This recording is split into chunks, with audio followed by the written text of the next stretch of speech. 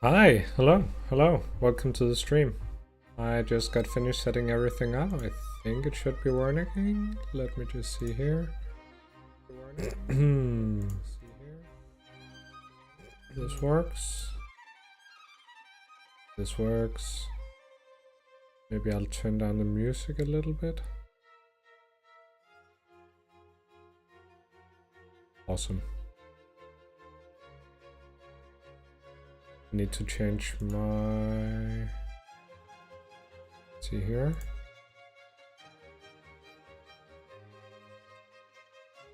That change. Yeah, great. Cool. So yeah, today's going to be just a me studying, really. So if you have anything to do yourself, feel free to study along. And if you have any questions, of course, feel free to bring them up. I will gladly answer, but I will mostly just be doing my thesis, really. Just need to make sure that I can see that. Yep. Great. Yeah, so the current objectives for the stream are stated on the screen here. I want to read some previous master's thesis, and that is what I'm going to do. I'm not going to be sharing my screen because there is and will be personal data on the screen, both from my interview participants, from my previous place of work, and from the people whose thesis I'm reading. So yeah. I'll not be reading or be looking at any of that, but feel free to ask me anything, basically. I'll gladly answer.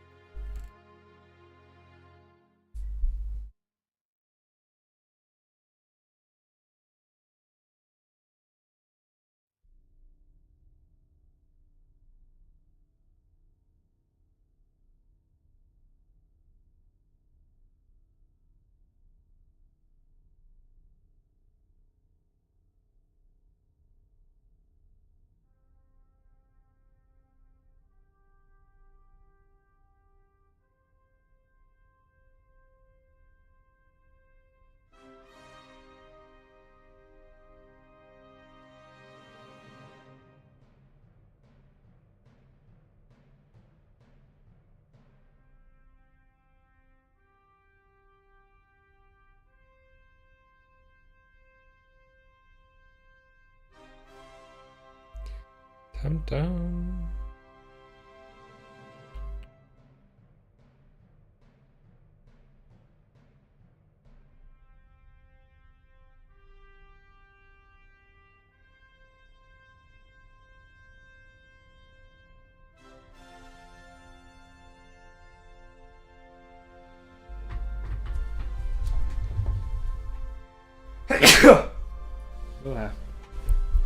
Bless me.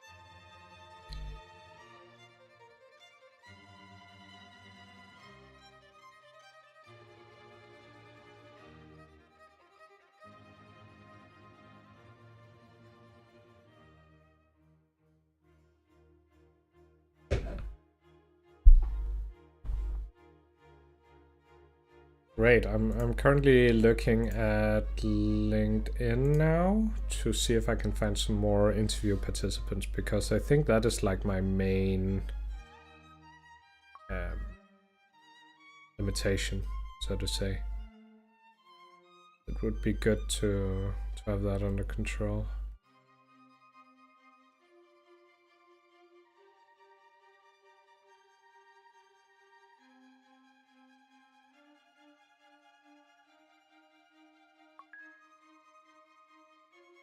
Adding some of my friends as well.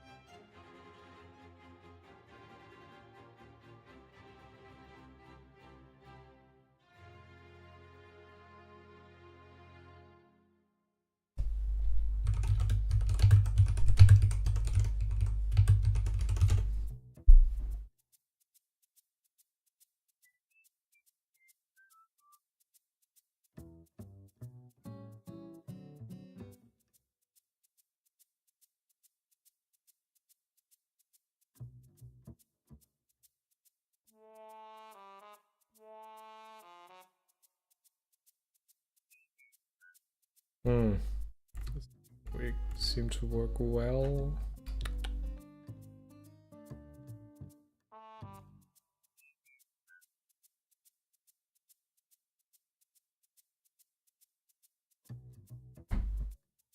Might try and ask Claude AI to see if they have some ideas to how I can find interview participants directly through LinkedIn by writing to them.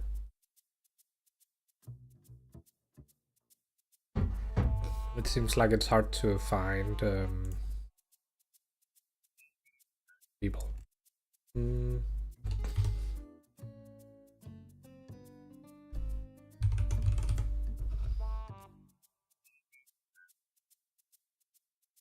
Because a lot of people who are sorted like influencers, it's not really what I want.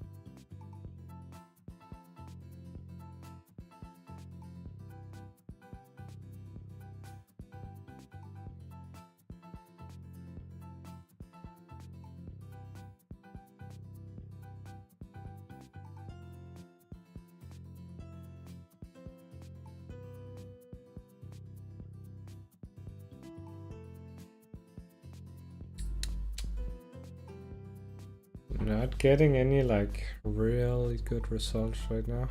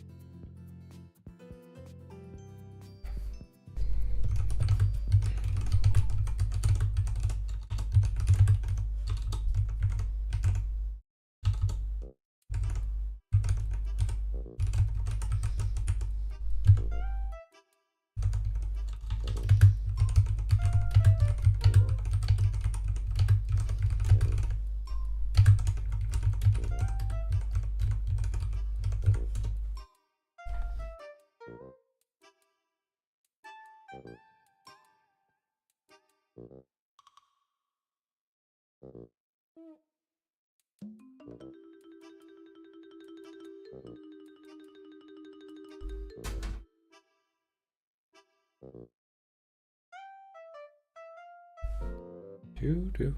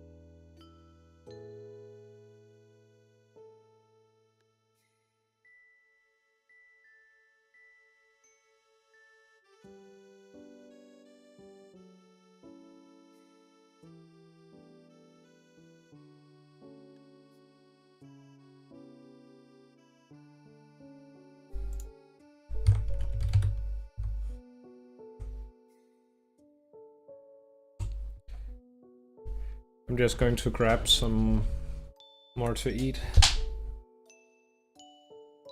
Yeah, everything's good.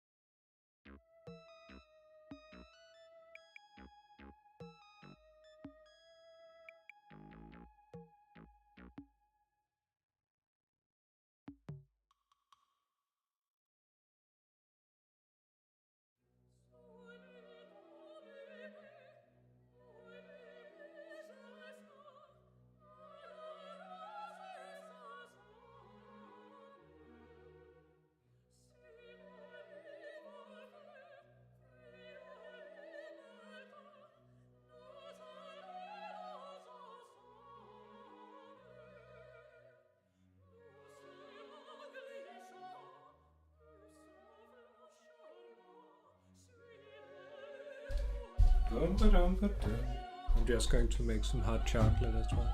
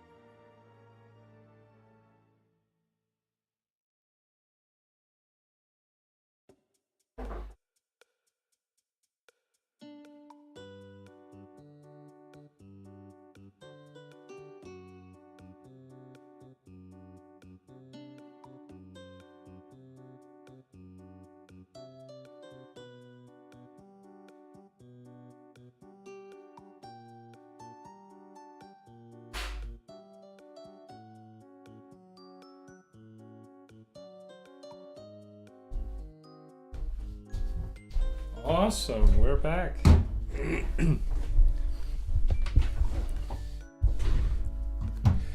Dum, dum, dum.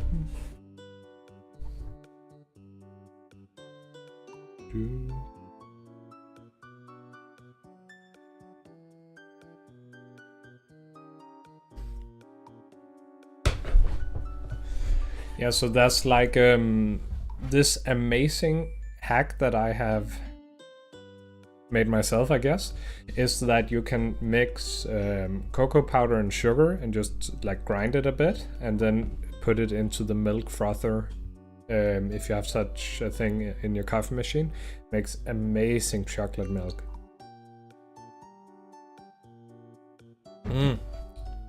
Of course, if it's an internal frothing system where it goes inside the machine, I would never do that. But I have like a steam wand that works so great.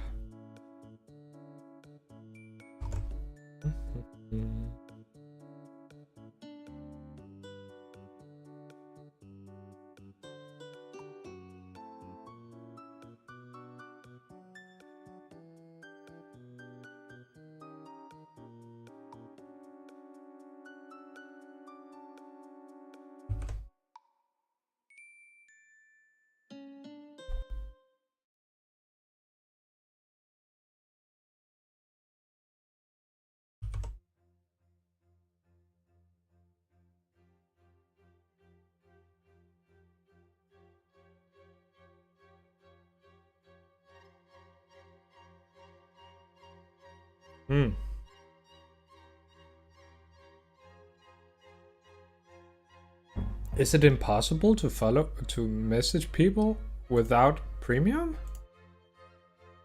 That sucks ass, man. Wait, like that is horrible.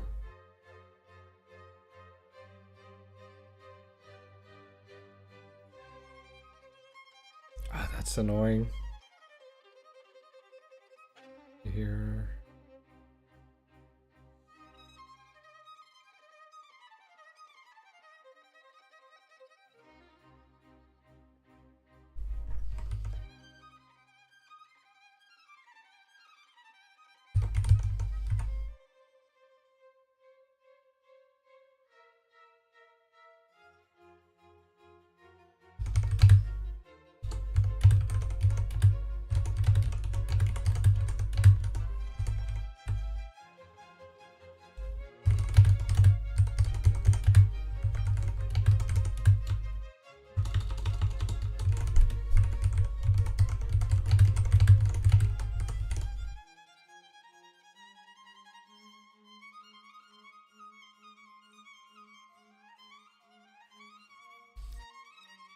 It's too long. Annoying. Here. Still too long.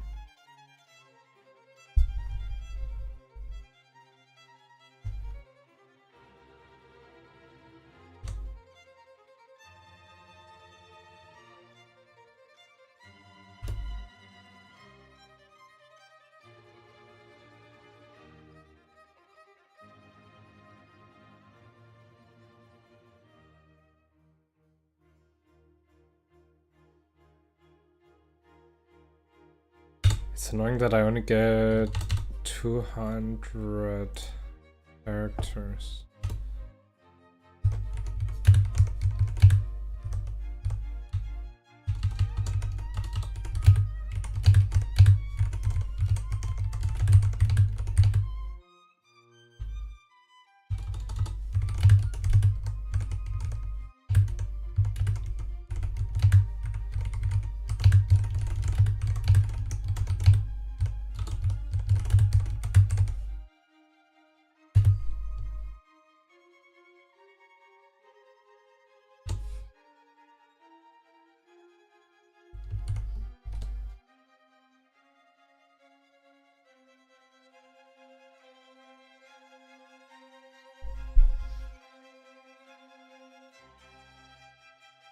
Okay, I've sent a message to an expert within the field from one of the unions. Hopefully that works. Ship, ship, ship.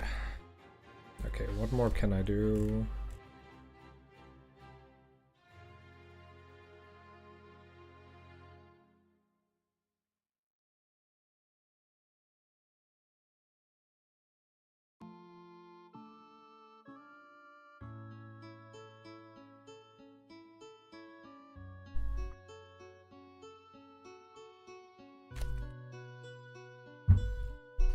The bread is a bit dry. Better yesterday. That's often how it is with homemade bread.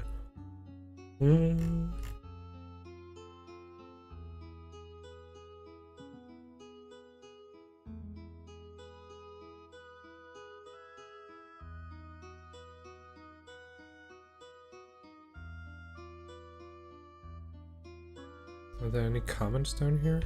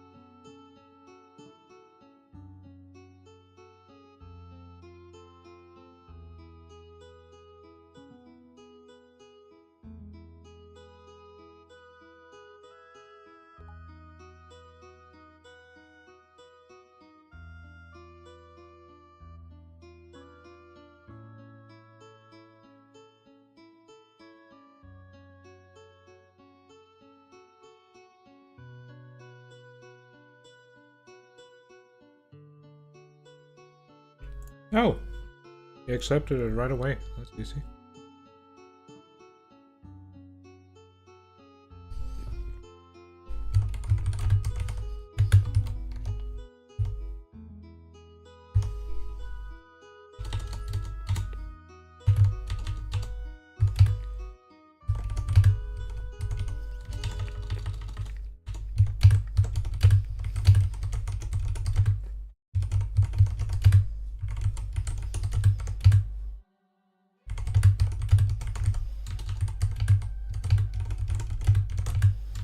He actually wrote back. That's awesome.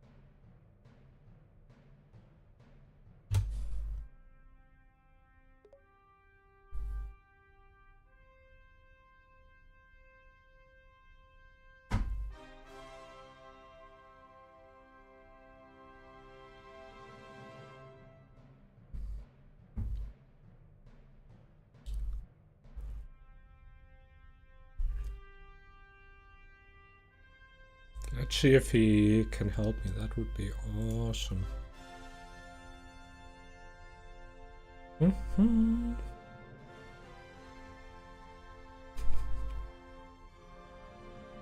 This song is coming too often at this point.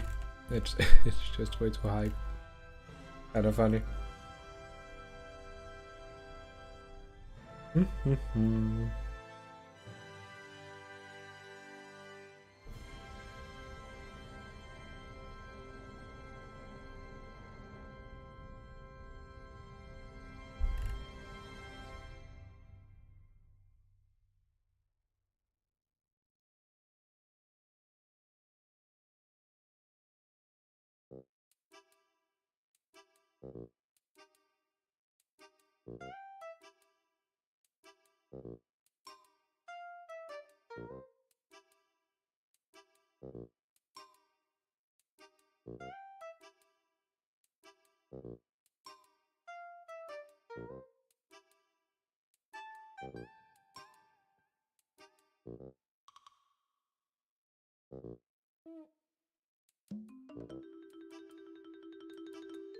I'll give him a few minutes to get back to me.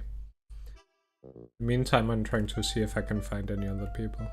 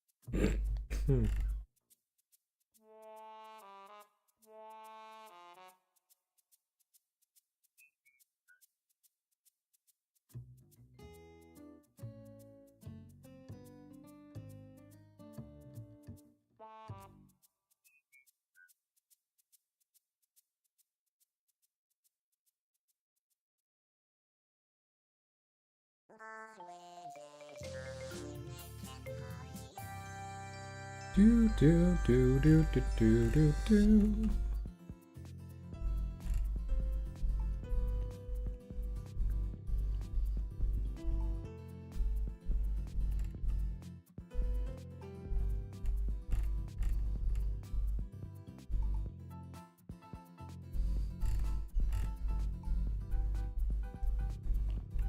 I do love the fact that LinkedIn is like basically a selfie or a really good picture of the person, and then they write something that's supposed to be meaningful. That's like the meta on LinkedIn currently. So you just have to like have a really great selfie or like a professional picture and then write something. Like who in the world cares what you look like if you have a good point? That's like the meta currently. You have to look great while being intelligent, I suppose.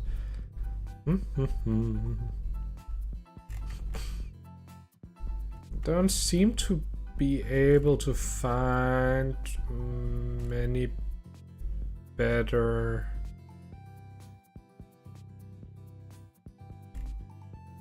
candidates than the person that I just wrote to.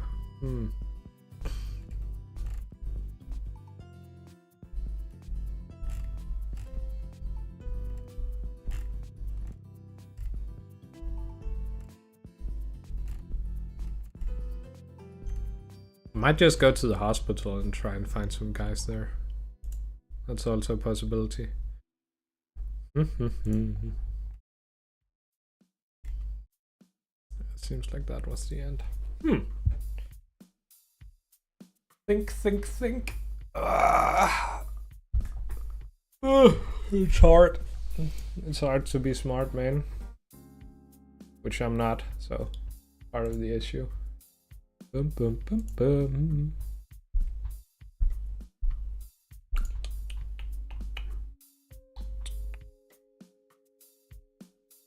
I was wondering what my YouTube thumbnail is actually.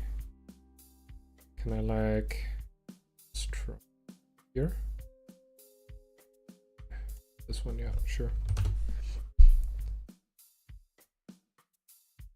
Okay, it's just me normally. That's great.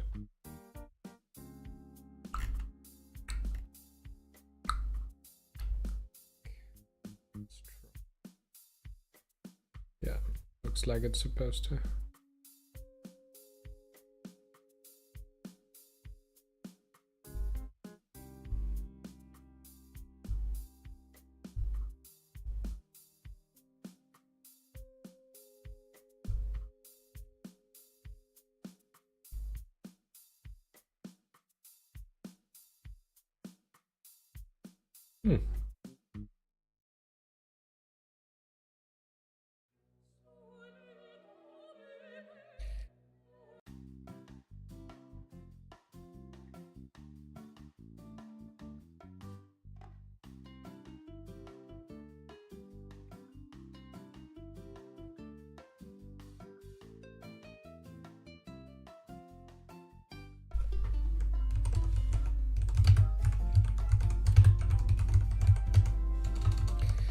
I'm going to be writing to one of the unions as well, one of the other unions.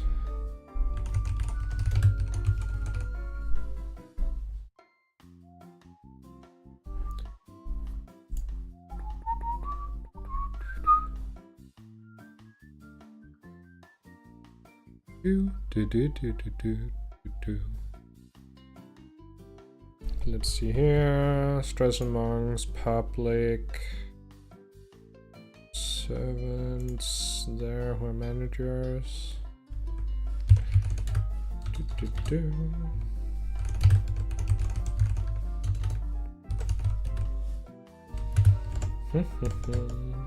Maybe I'll just use parts of something AI generated that might be faster.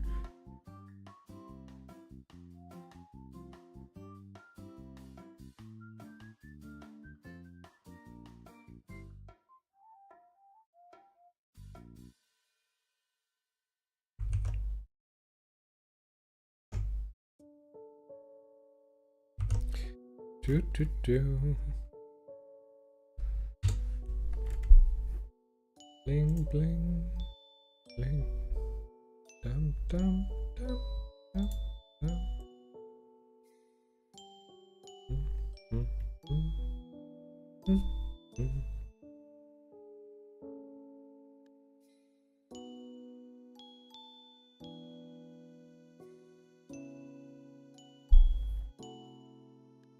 Okay.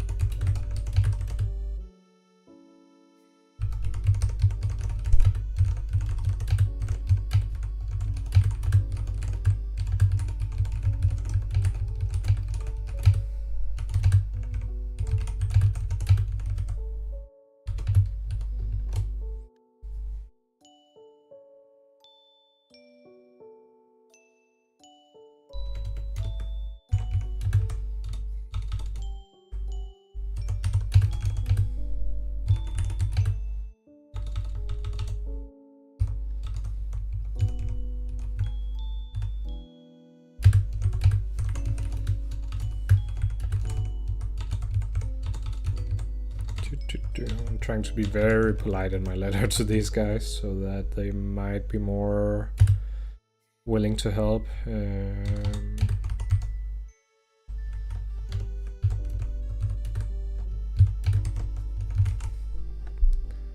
Yeah, let's try that. Awesome. They're probably not working on a Sunday though, so it might take a few days. That's fine, that's fine.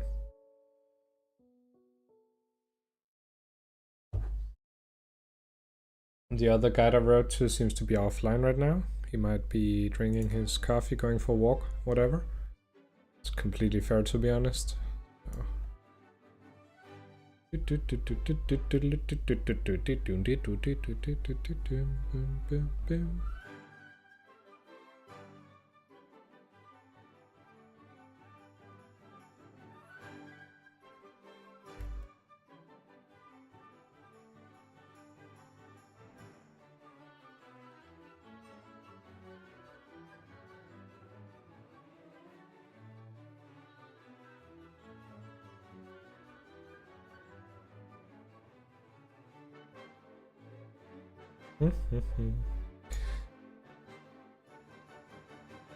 There's another place here called Leather Web. The web for leaders. Managers. It's funny because in Denmark we translate managers into leaders like most of the time.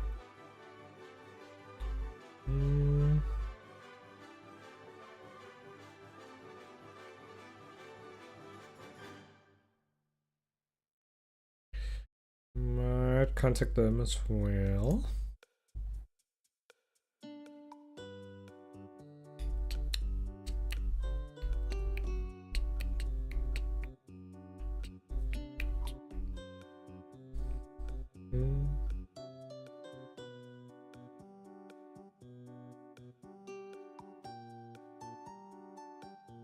Yeah, I think I'll do that.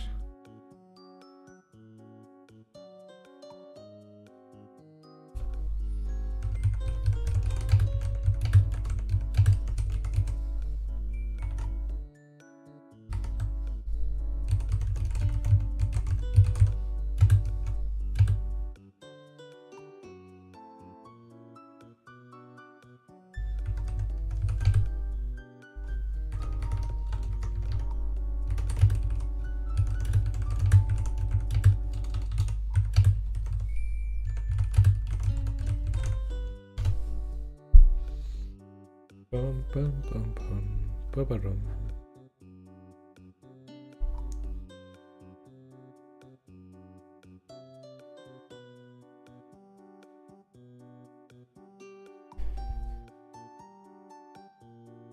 Do do do do do.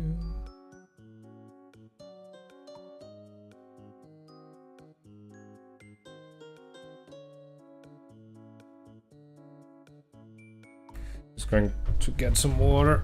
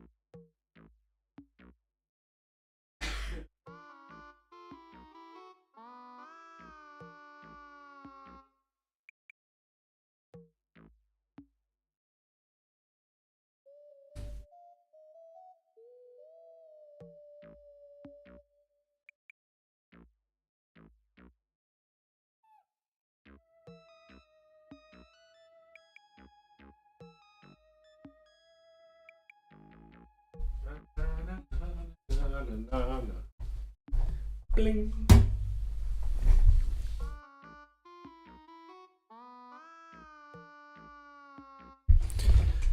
I'm just having 24/7 bangers in here, man. It's great. Okay. Let me just see here.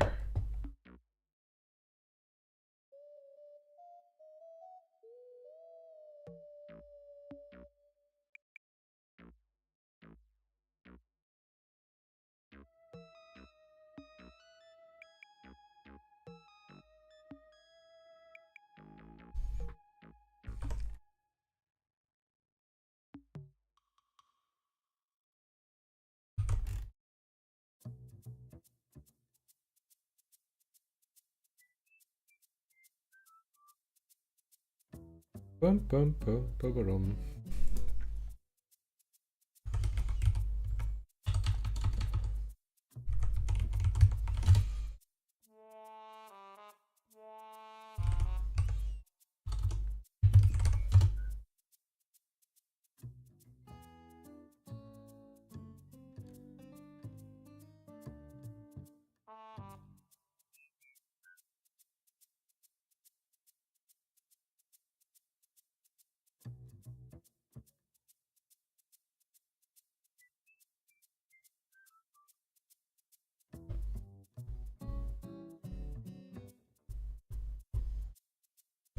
La la la la la. Wah.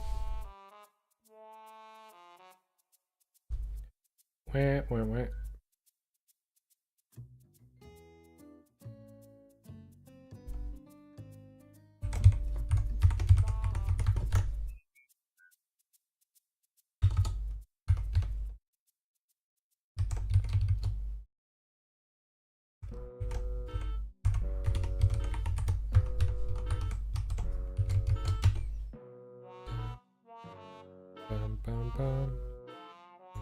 Bum.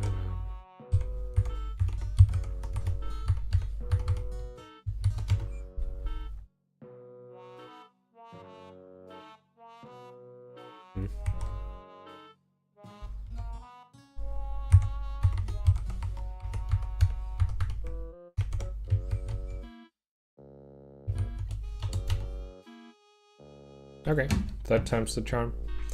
I was just scared I had forgotten my password, to be honest. Oh, the weather outside is so good, it's crazy. Really should get out there and get some fresh air. Bum, bum. Bum,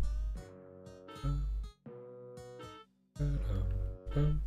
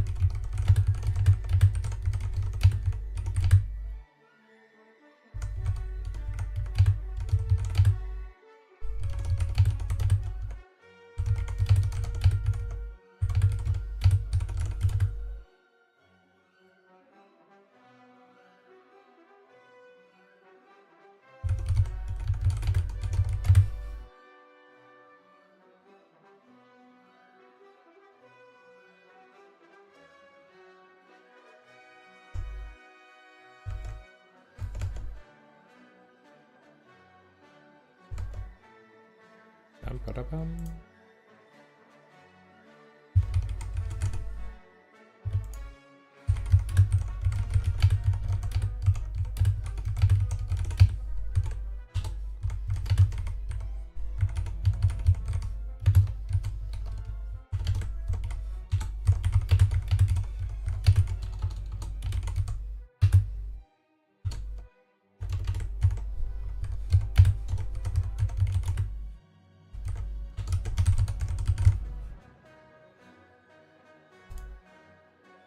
Okay, great.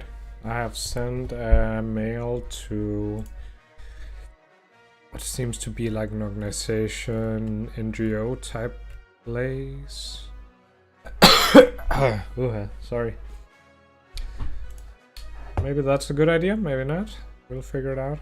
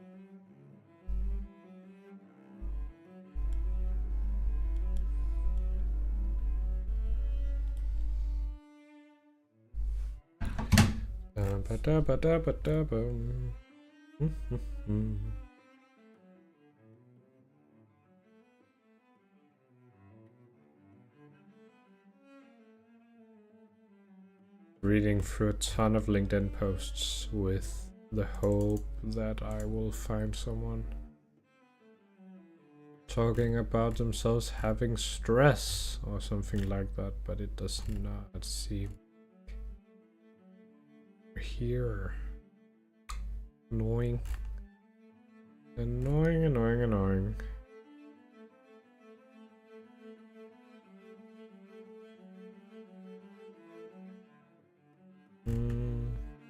And a lot of Norwegians for some reason, but I guess the difference between Danish and Norwegian is quite small.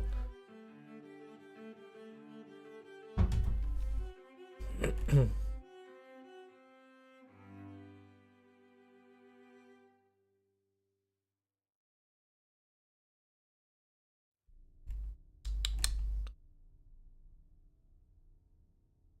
lot of stupid inspirational posts as well, jeez.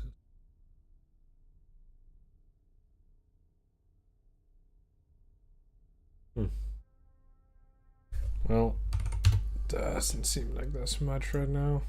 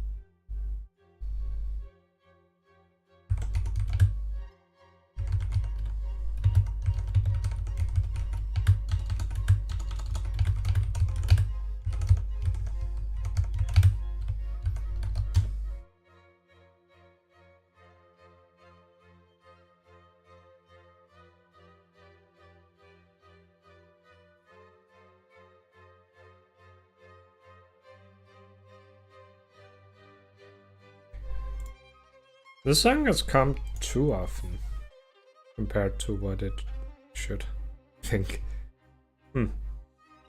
Weird.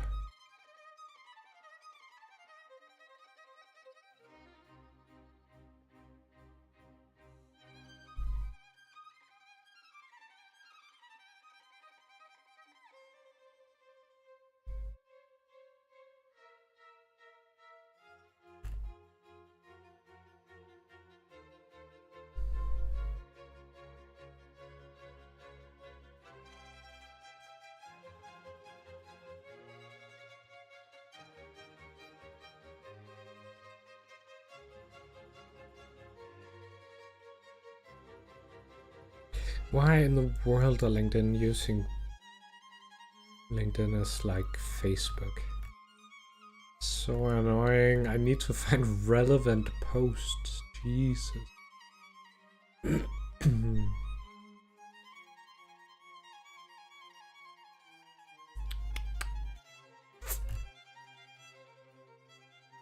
What in the world?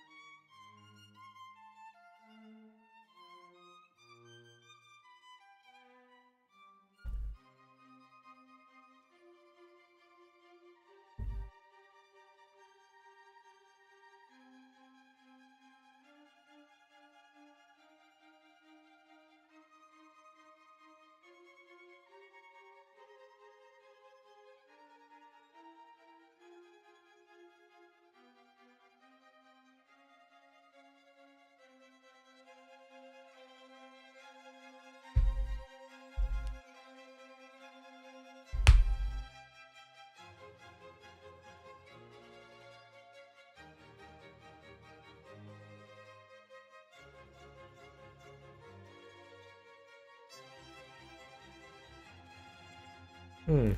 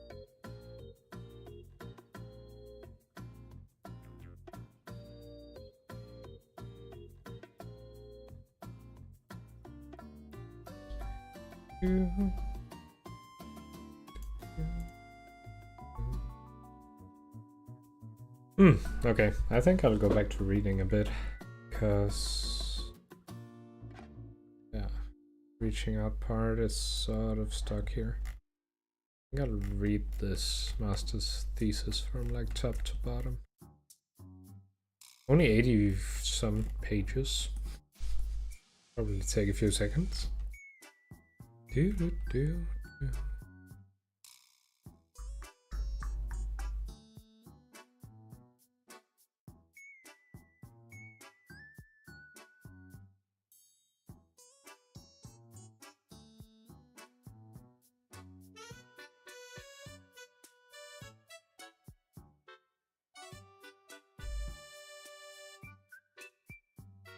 The thesis I'm reading is about birth depression and birth trauma.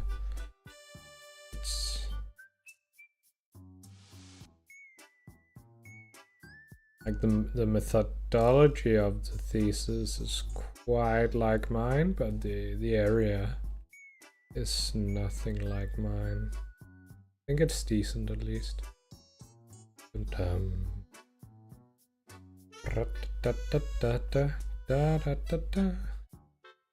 bim bim bim bim, blank blank blank.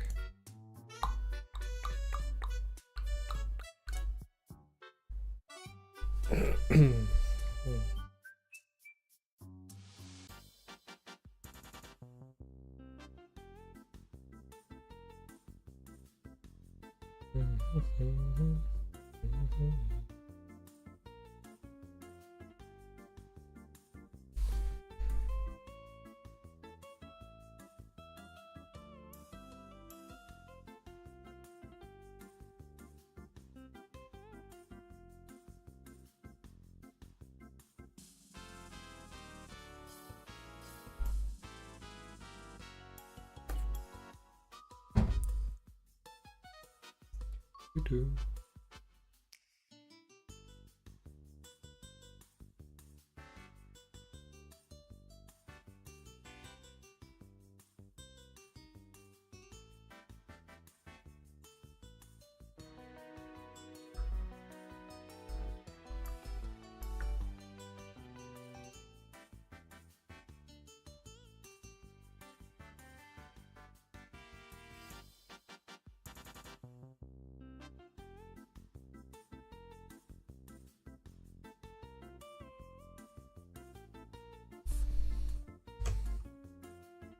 Should probably include a message saying that people can.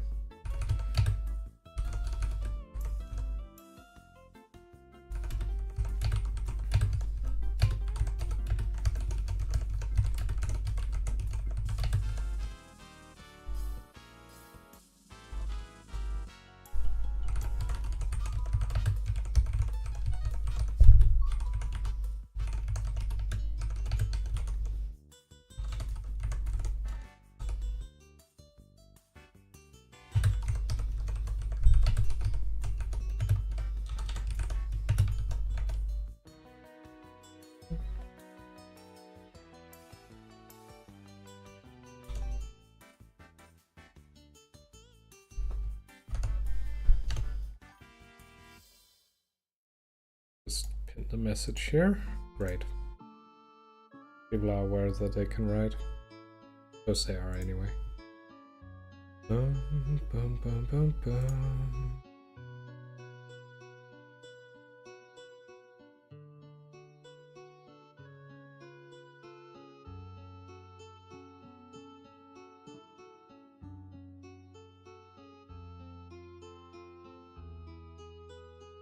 Hey, it comes up on chat as well. That's perfect. I was actually wondering if that still worked.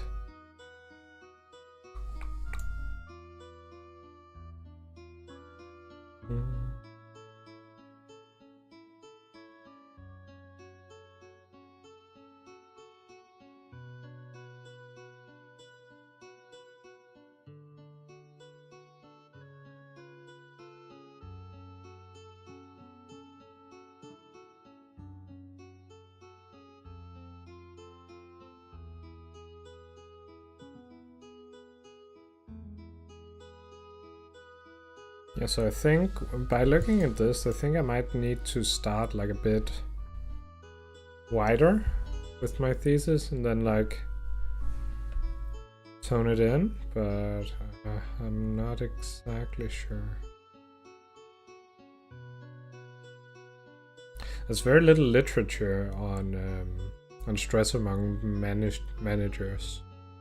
There's a lot about how managers are supposed to deal with stress in their employees, but very, very little literature in stress amongst managers specifically. So that's always been a bother with this thesis. But that's, again, that's why I'm looking at it, I guess.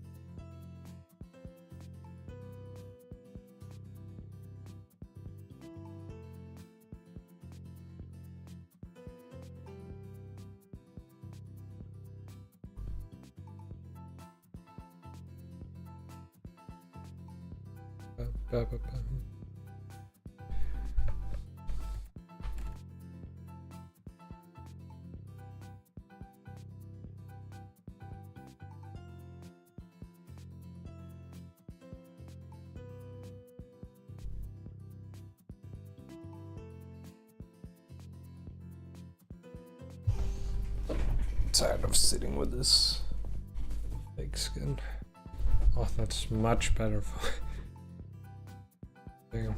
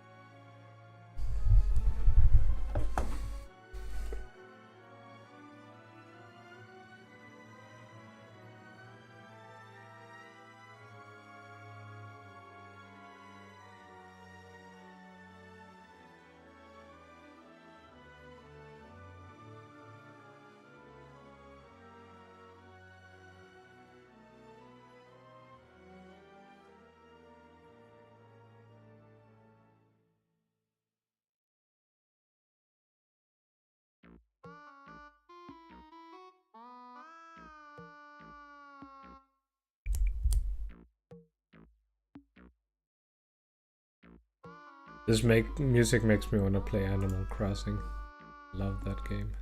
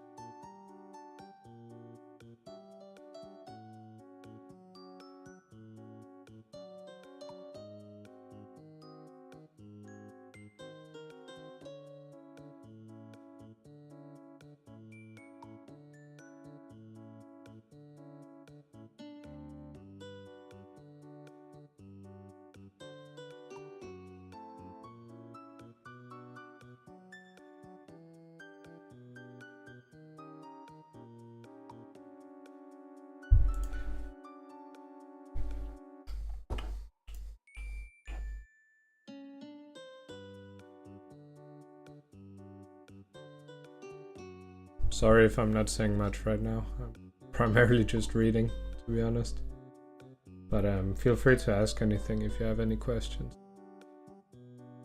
Dum, dum, dum, dum.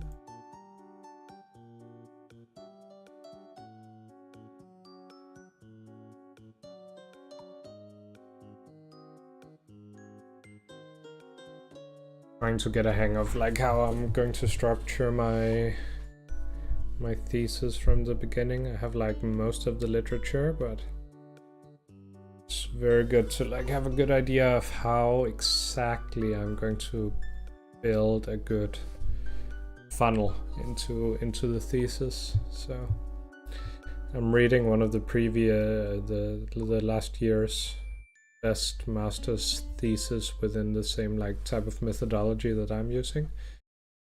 So it's a pretty good thesis. I cannot blame it really. But yeah. I'm within a very specific field of work psychology, so I'm a bit worried if I start like with a wide start that I'll be starting within stress itself. If it's easy to like do a funnel without just doing a complete pivot, because it's very unlikely that the wider area funnels into my specific area. So bit annoying. Is what it is.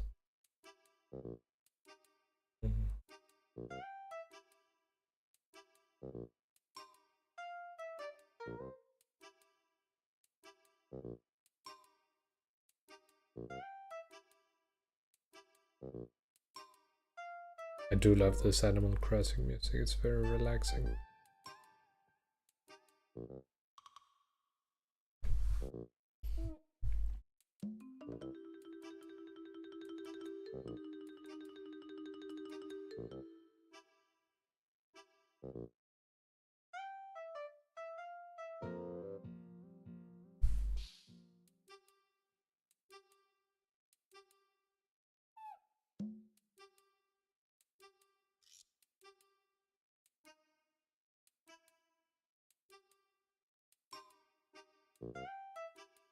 I think I should have a part where I like go into explaining that what a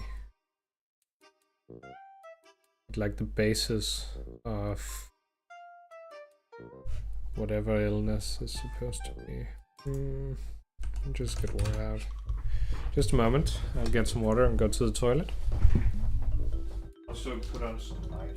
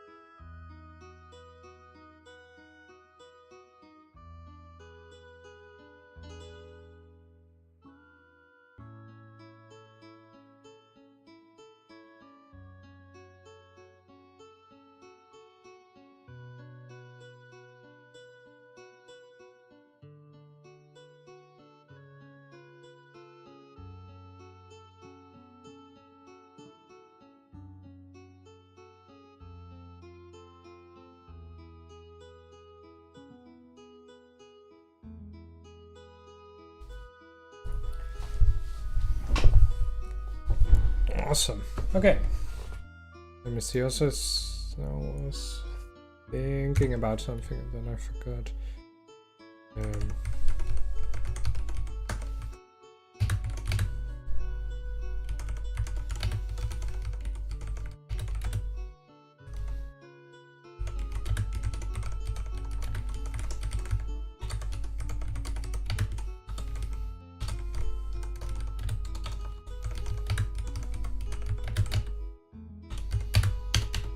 Cool.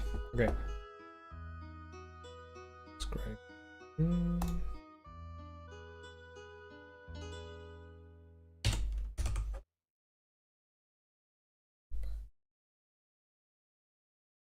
great. Great. Dum dum da dum dum dum da dum. Bum ba da da dum dum.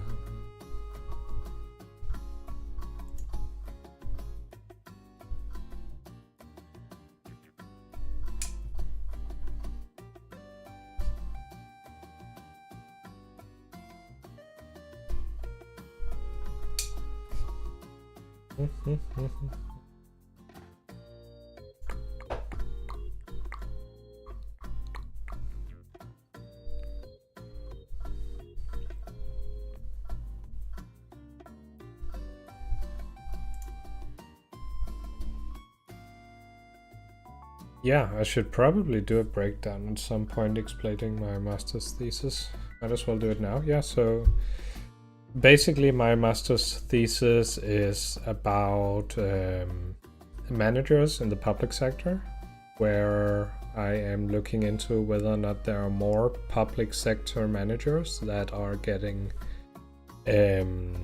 mental illness caused by their work. So in this case, we're talking specifically by stuff like stress, anxiety, depression caused by their workplace. I have some data that suggests that that is the case, and that is of course a bit worrying. So that's like the basis of the thesis, and then I want to interview a few people, around 4. Honestly, if I had 10, that would be awesome, but I think that's a bit too much compared to how much time I have to work with. But yeah, interviewing these people and then trying to get some insight in what exactly causes, if there are like some common causes or some common stories that these guys tell.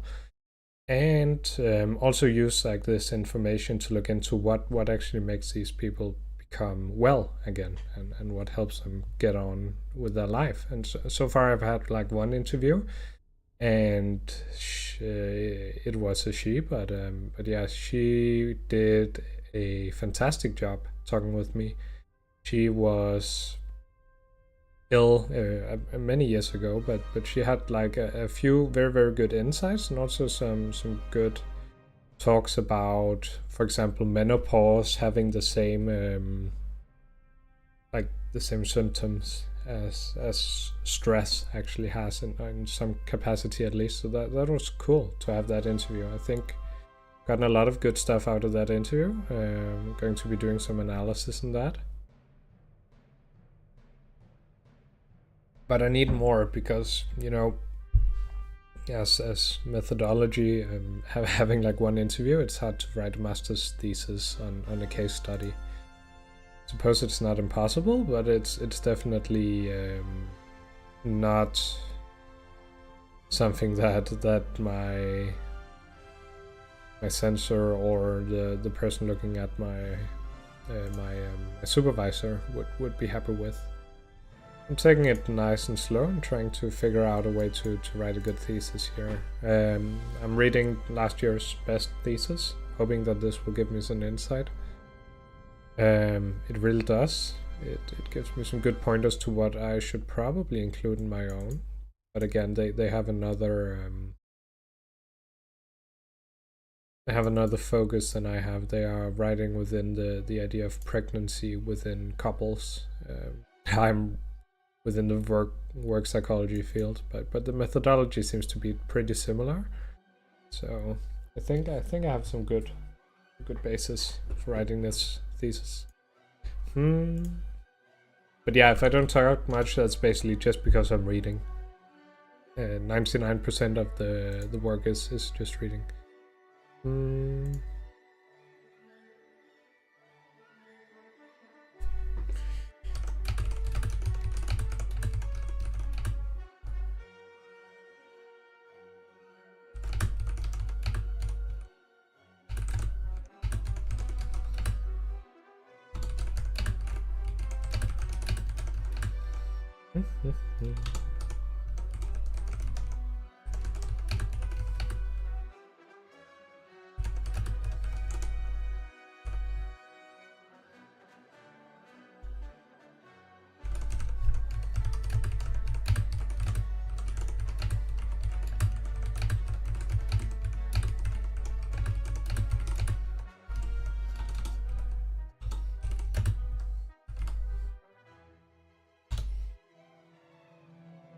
This year, I just need to see when I'm supposed to work next week. Work. March, there.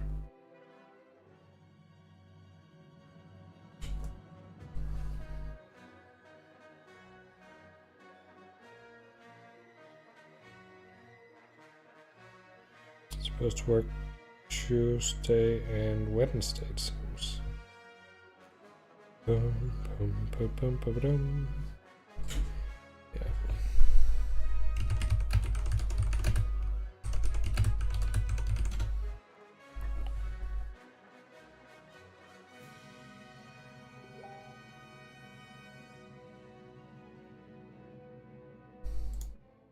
Okay, great. Just had to answer my girlfriend. She's not home at the moment.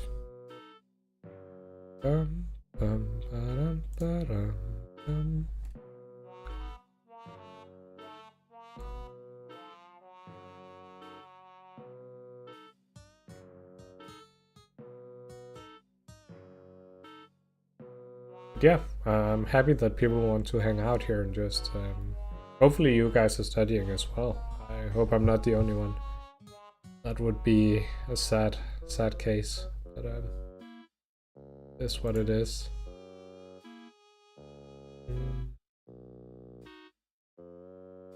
This sentence is important, I think.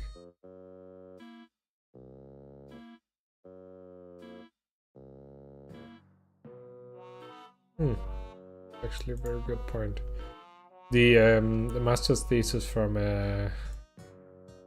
previous year has like a section, about half a page, where they explain why they are not doing like the optimal stuff, and in my case, I will not be diagnosing the people who I'm interviewing, and that might be something that you can critique. It would be very good to have like a section where I specify that this is not what I'm doing.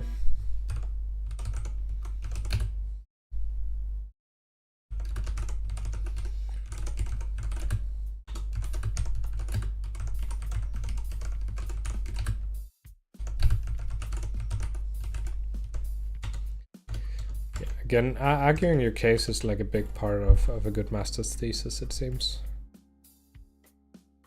Bum, bum, bum.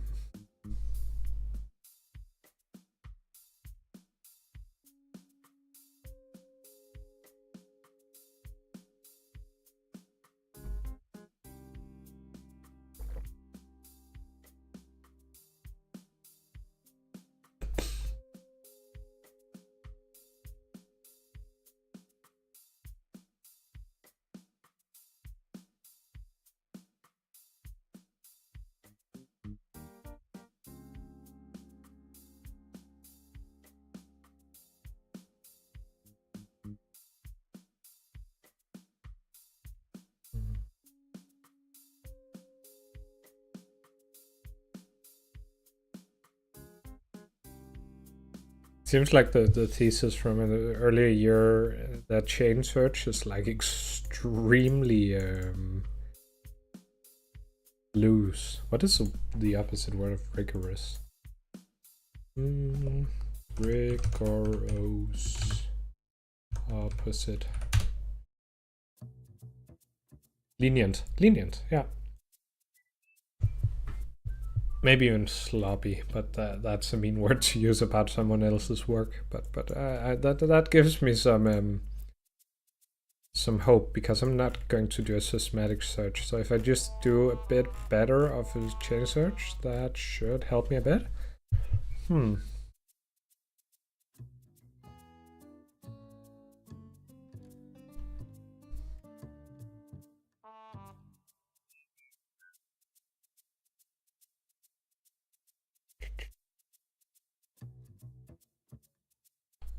Quite a bit of background on their phenomenological research.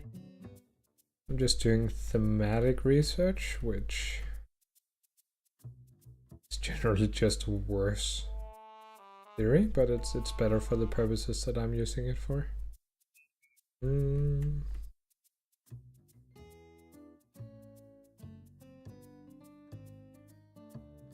Bum, ba-dum, bum, bum.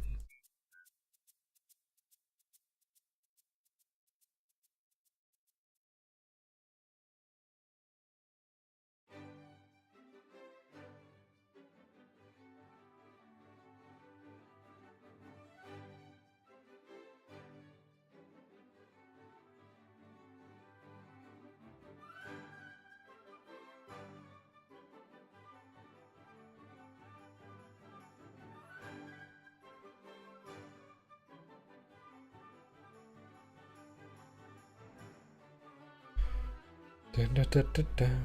Bum, ba-dum, ba-ba-ba-ba-ba-ba.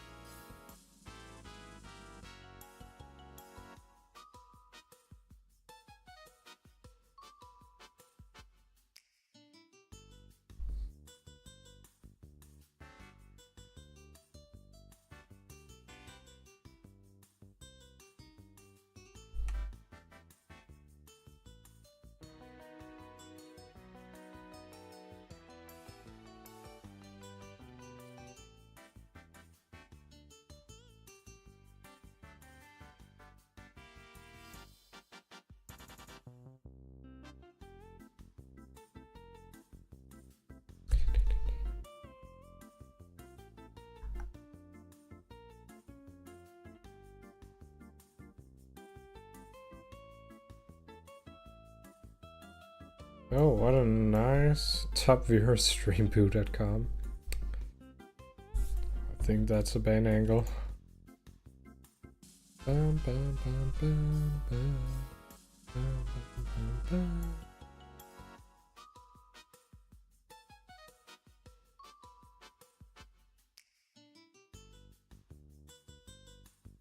Well, that's the first chat of the day though. What a highlight.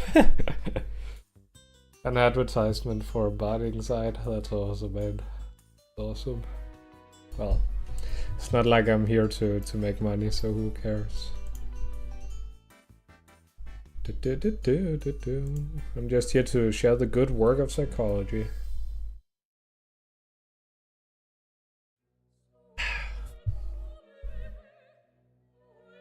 I'm tired of this classic music. Let's get to next. That's way more the vibes.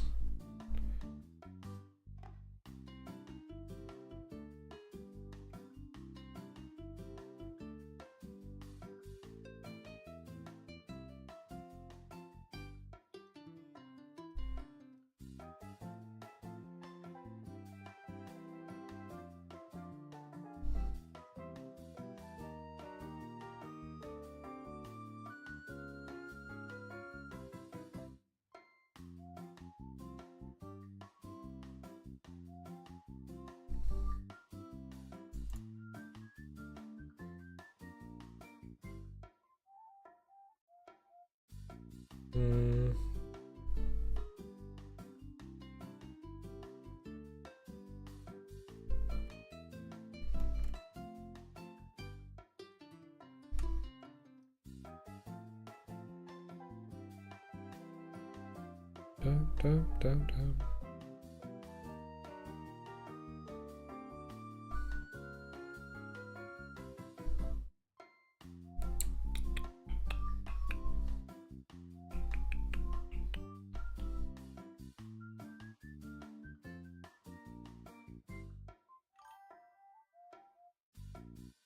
Am I Sigmund Freud? No, I am not, Sweet Agony. Welcome to the stream.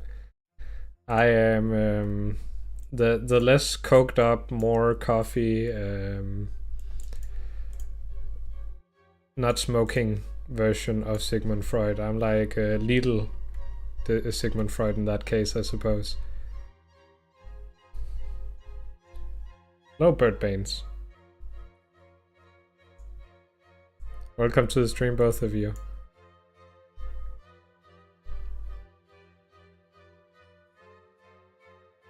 I'm just sitting and reading a former master's thesis written by one of the previous years at the uni. What are we doing today? We are writing a master's thesis. That is like the modus operandi. I have written like in the little field in the top of the screen what like my current tasks are. I have been writing to a number of people, trying to get some more interview participants.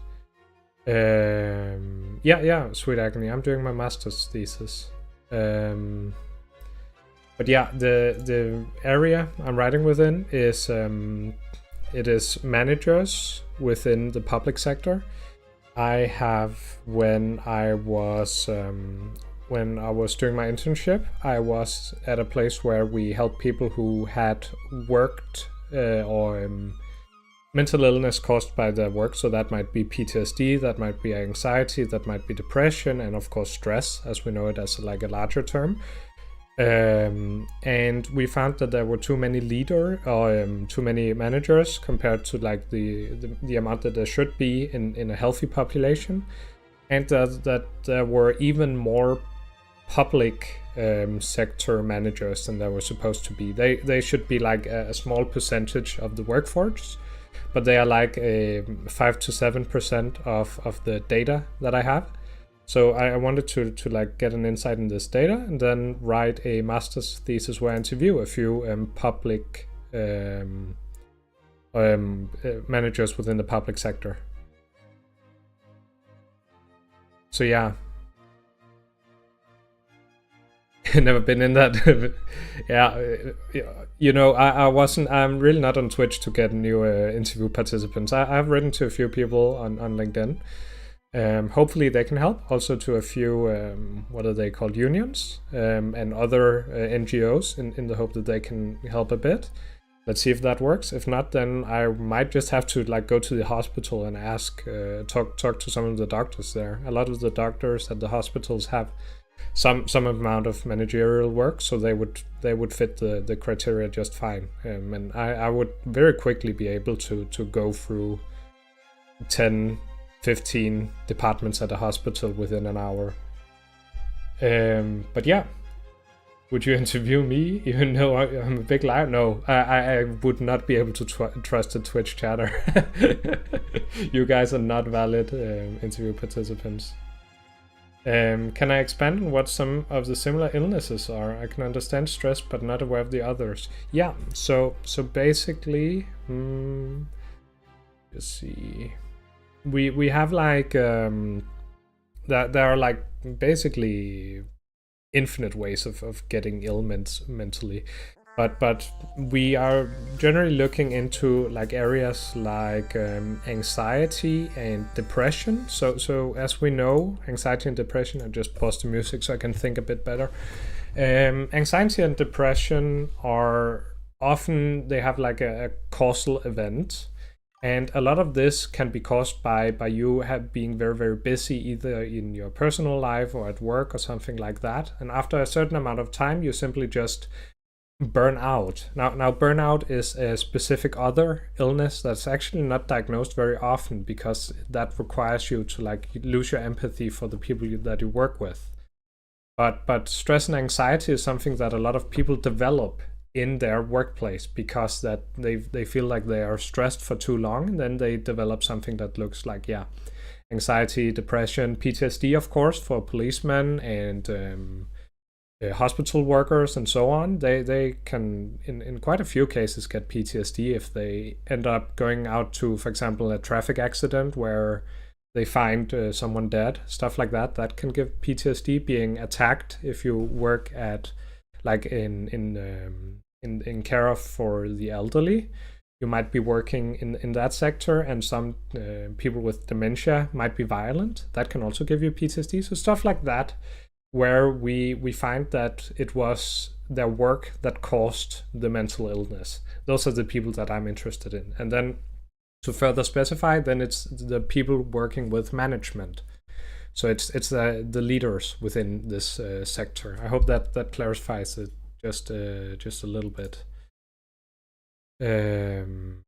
So yeah, we call it different kinds of stress reactions. So it doesn't have to be diagnosed as for example anxiety or depression, but it often has a lot of the symptoms.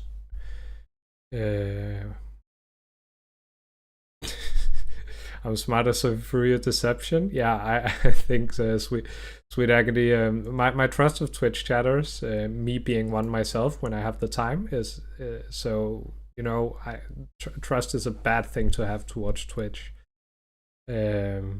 But I do like the company while I'm studying. That's basically why I'm on here, and to have a chance to explain my thesis and get some input.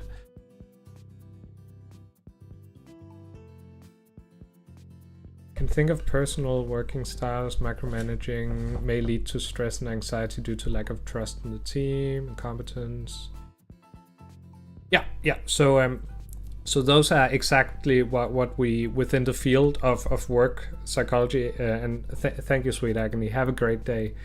Yeah, within work psychology, we basically talk about stuff being exposures. And exposures might be, for example, that you have too little time to do your work. It might be that you have a emotionally demanding workplace. It might be incompetence from the leaders. It might be that you cannot do it at the quality that is required, and you therefore have to like do it in a worse way than you're supposed to. Stuff like that are what we call stressors or exposures to stress within the workplace. And we of course have some more specific requirements for this. That is not something that I go like super deep into in my master's thesis because I have so much other things that I have to do. But that's basically what I did when I worked at the clinic for work at the university hospital that I was at. That's the area. So we had to like figure out what are the exposures, and can we like put these together with the symptoms. So I'm looking at the symptoms rather than the causes. Yeah, basically, I'm interested in people that, of course, have a. They should be fairly certain that it is caused by their work, but they don't have to be like 100% certain, and I don't require their doctor to confirm it or anything like that.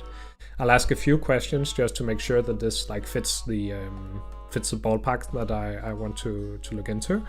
And then I primarily focus at the symptoms, and then the process after they were sick and whilst they were sick. That's actually my primary interest. Have I established a clear format of the thesis yet? Yes, I have. So again, I'll be looking into these data that I have, and then afterwards I will be doing the interviews. And the data I have looked into that.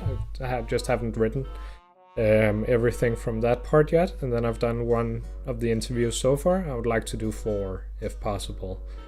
But yeah, there is a clear format. It is in Danish because I am at a Danish university and all the literature that I am using is Danish, so writing it in English would be counterproductive. So that's also why I sometimes have a bit of an issue explaining everything because like I have to translate it in my head whilst explaining it. But yeah, that's basically it.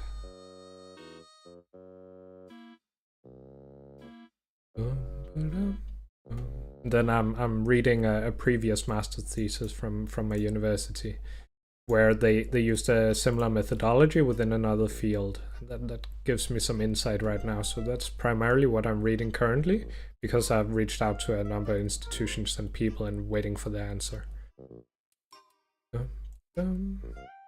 Have you established? Oh, that's the same question. Yeah.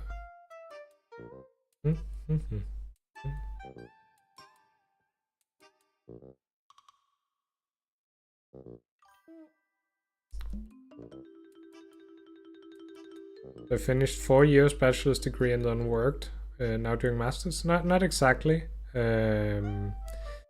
I finished a 3 years bachelor's degree, and then the master's degree is 2 years. But on there's like 2 semesters where you are doing internships while studying. So you are at I was at a university hospital for 2 days a week, and then I studied. I had like 1 lecture, maybe 2 lectures a week. Other than that, and then of course a bunch of studying. It was like two days of internship, and then 1 or 2 days of studying other than that. And of course, whatever reading you have to do in your free time and exams and so on. But that's the format where I'm studying. So that's basically an entire year of internship, but just only 2 days a week in that period.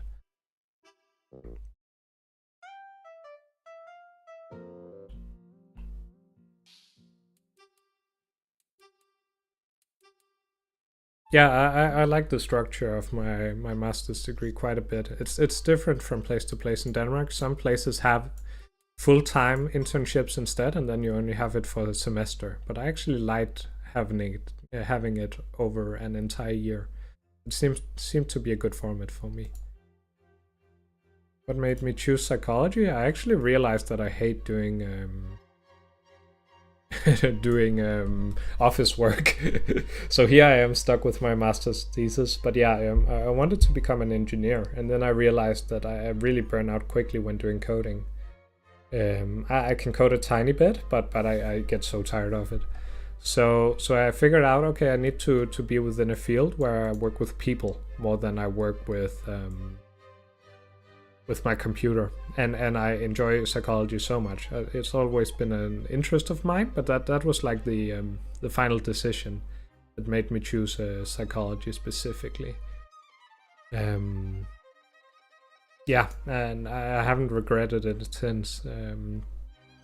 It was either psychology or medicine, I think. Other fields would be too much on before in front of a computer. I like working with my head and my mouth, I suppose. There's not much handwork in psychology.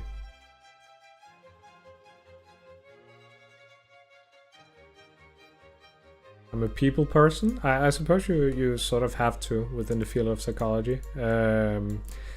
Actually, a tiny bit introverted, but it's nothing serious. I enjoy being with people and working with people. At least as opposed to being doing office work day in and day out. But I work currently as an admissions officer as well. Helping people who want to apply for master's degree and so on. So I do office work normally as well.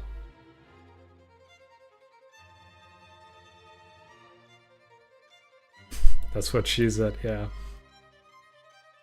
You're very introverted? Yeah, you can be a psychologist and be introverted as well. I just think that if you're inclined as someone very introverted, then you have to like learn to perform at least a little bit when working with people, but there are a bunch of tasks within psychology where you most of all just have to observe. Of course, during clinical psychology, you have to talk with people, so that requires you to open up a little bit.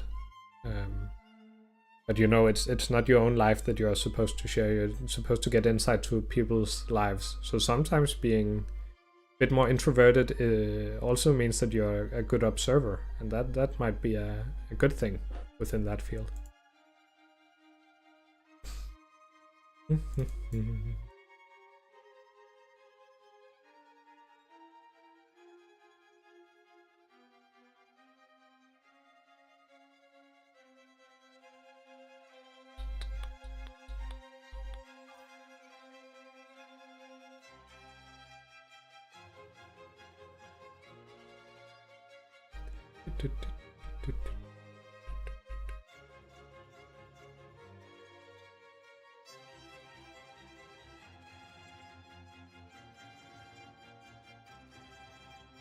Stream often? I actually don't. I think I might be streaming more often during the next weeks.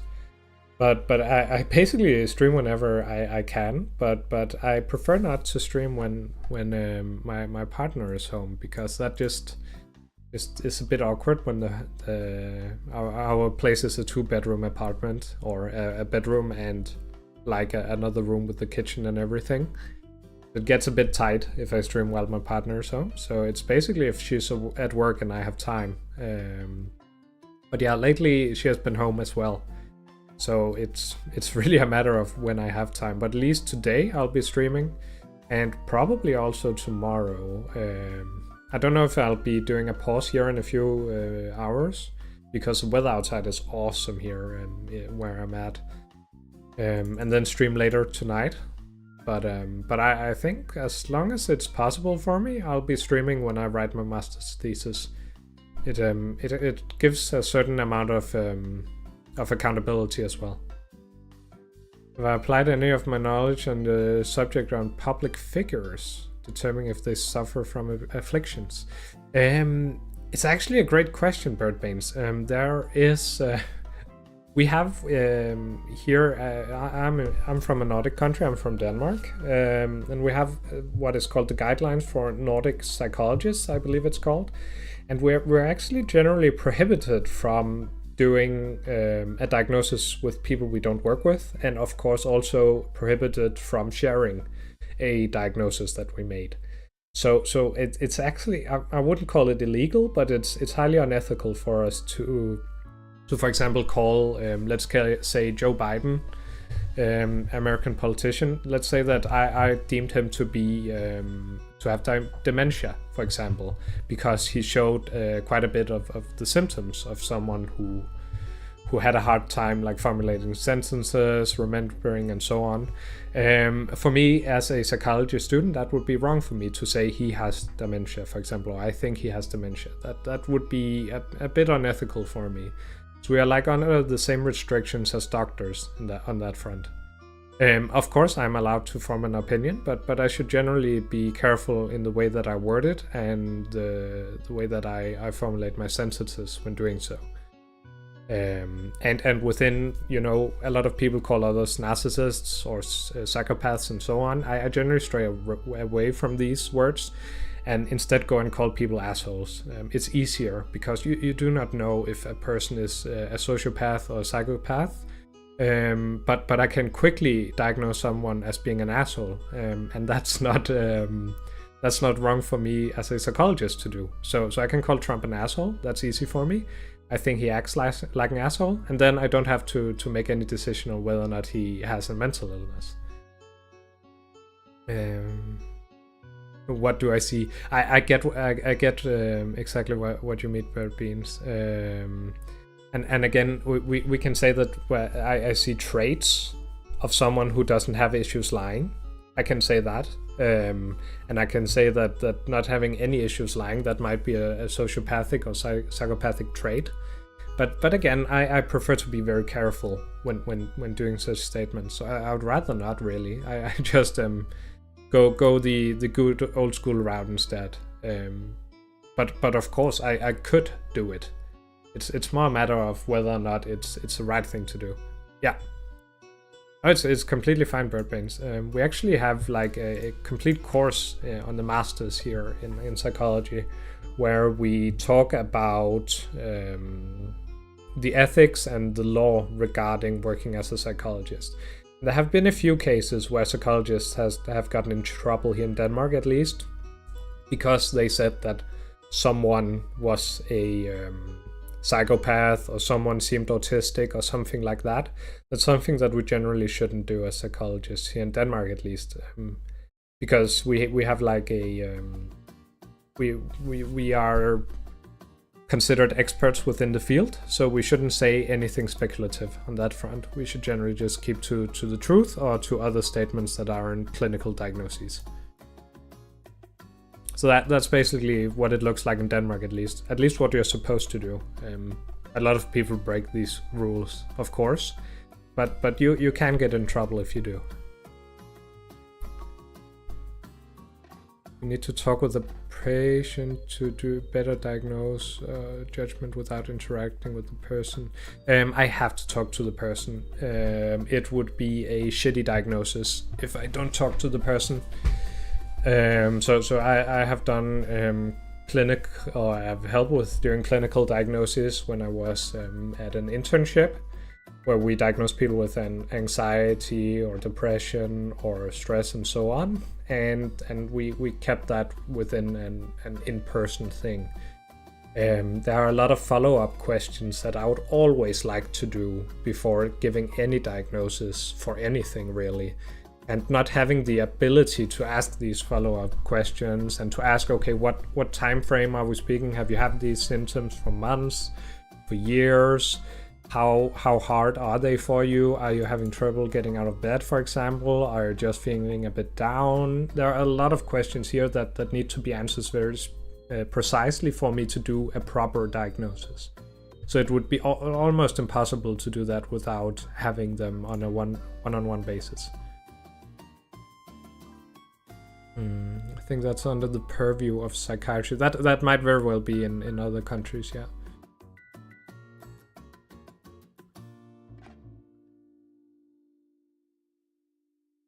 But yeah, we have to do our work a bit boring sometimes here in psychology because it's considered unethical to just shoot from the hip.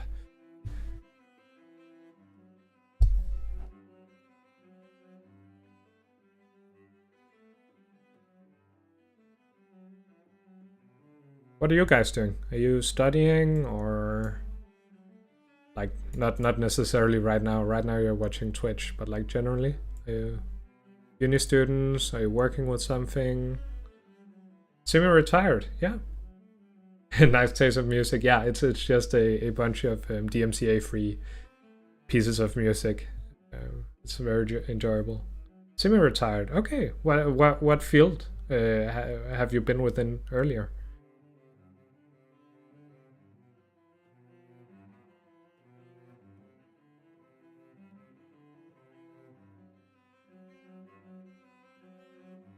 Telecoms. Oh, cool.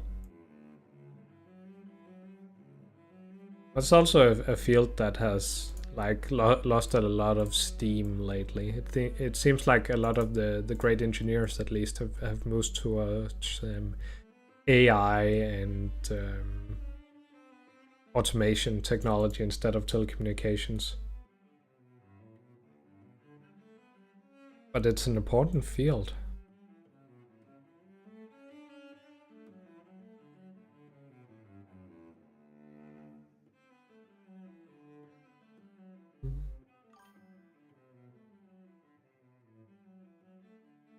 AI, our new overlord soon. Yeah, it's actually really big within psychology as well.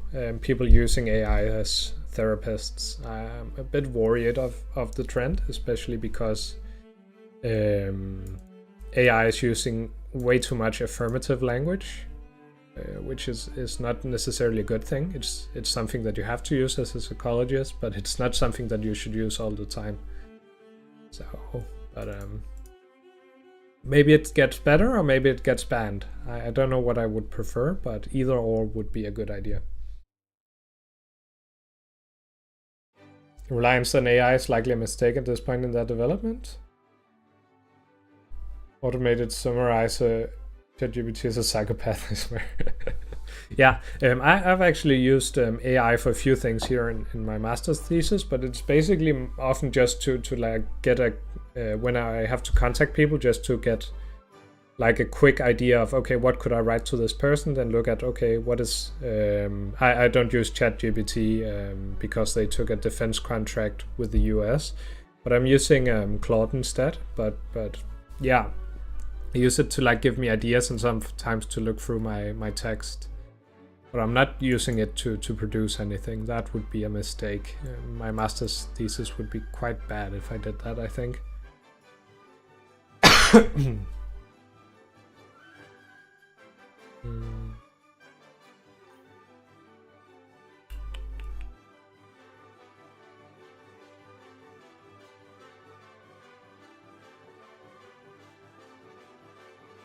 You think you like my ethics? I'm a really ethical person. I think I like discussing ethics. And I'm not within finance or like a lawyer or something where ethics is more something that you ignore. So yeah, I do like ethics. And it's a fun thing to discuss because it often has a lot of viewpoints and a lot of things that you have to take into considerations.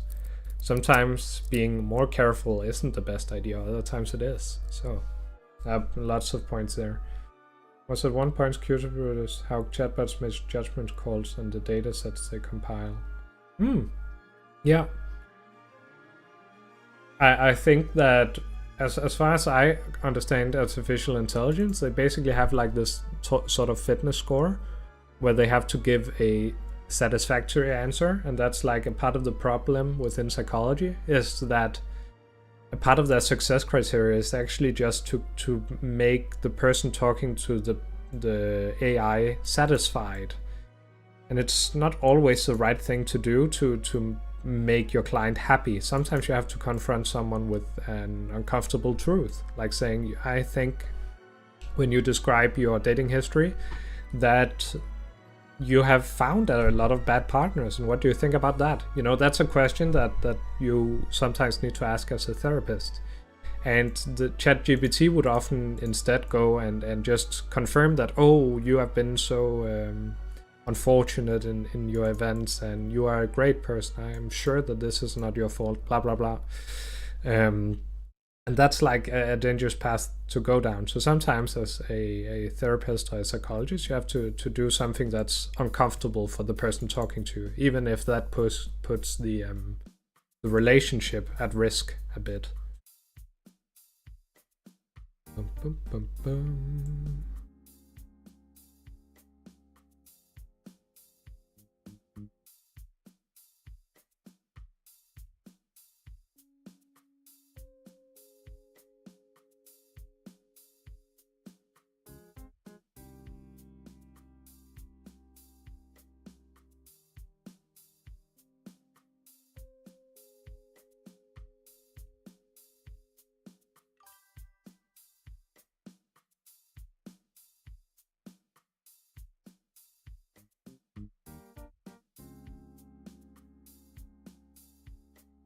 ChatGPT shouldn't act like a cognitive person.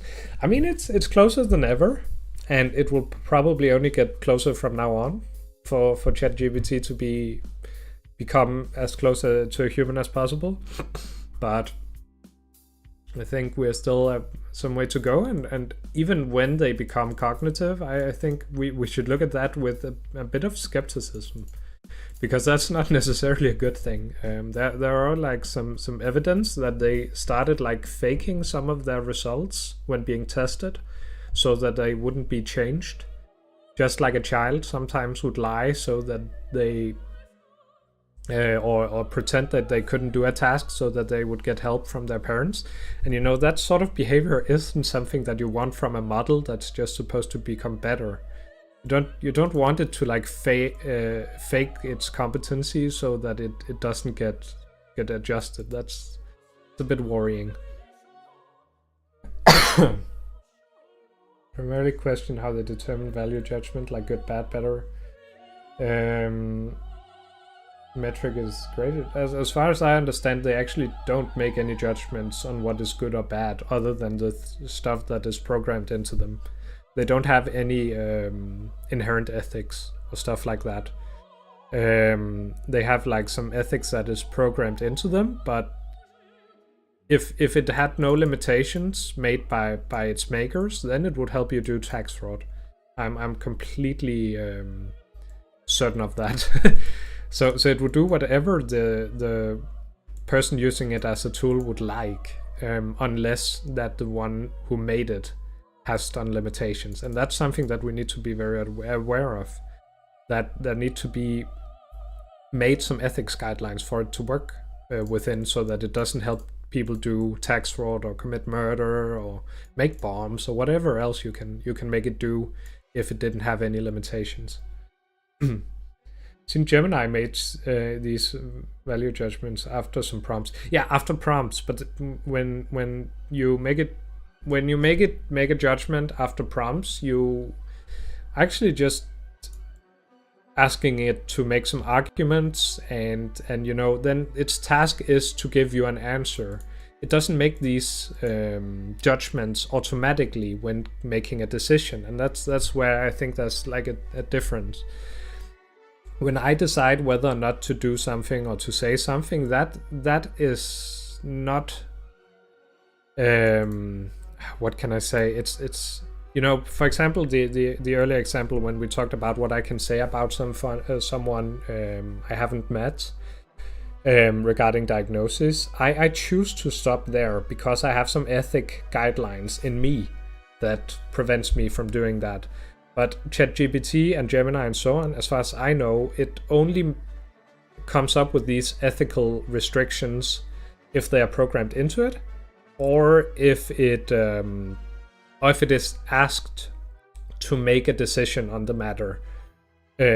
like an ethical decision. But if you don't do that, then it will just do whatever it thinks would be the best answer for you, disregarding ethics completely. Teresa, can you please show us the other art, the one behind my head? Oh, yeah. That's my girlfriend's ladies, she calls them. It is like line drawings of ladies doing sexy poses and one sitting on another person. Yeah, I think they're cool. They're cool to have in your bedroom. Maybe not in your child's bedroom. That would be weird. But I think they're cool. One thing to keep in mind is that these chatbots are commercial products as produced to be used in commercial aspect in mind. I see developers using... Yeah, I agree, Bert Baines. And yeah, Gemini is Google's AI.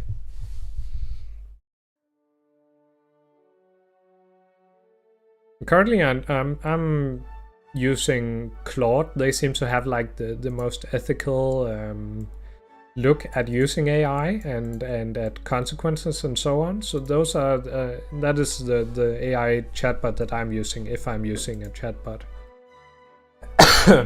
But yeah, I basically just boycott ChatGPT after they chose to do work for the US military regarding having automatical firing weapons and so on. That was a bit too much for me. Yeah, no problem, Sweet Agony. I like the pictures very much myself. They are beautiful.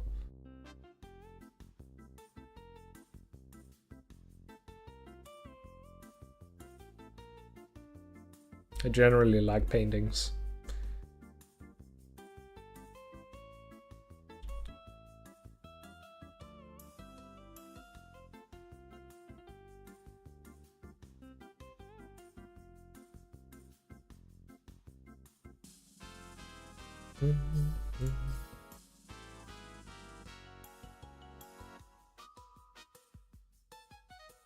Yeah, art is awesome.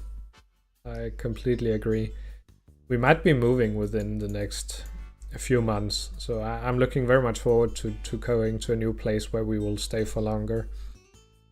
Then we can put up bunches of art and paint walls and all that stuff. That's going to be great.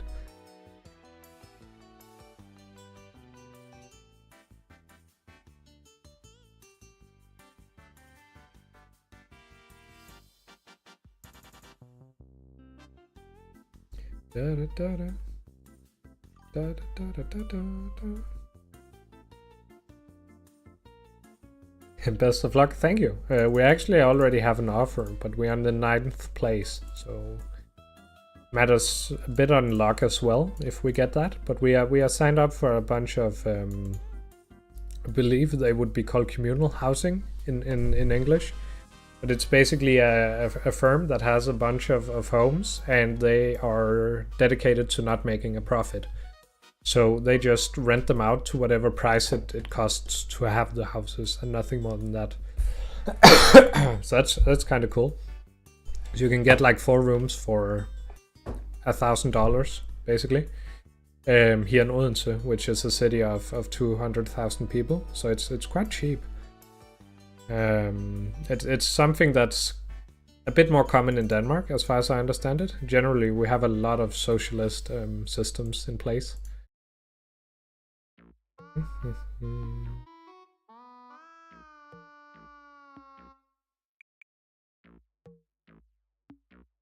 Nordic models, yep, socialist, yeah.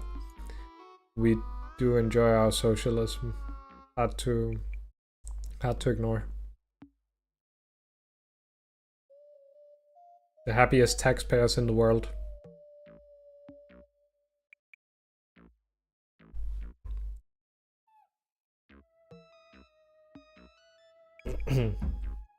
Cake owner, not in my country. Well, since you're reluctant to speak about public figures, would it be fine to speak about current affairs? Yeah, sure. I love talking about politics, and I would also just I would like to talk about public figures as well. I just won't diagnose them. So everything short of that. I actually have YouTube videos from like last year discussing a lot of politics and social economics and stuff like that. I love current affairs. If I had more time on my hands, I would make more YouTube videos on that matter. But yeah, right now my master's thesis is taking all the time that I've available, other than my work, of course.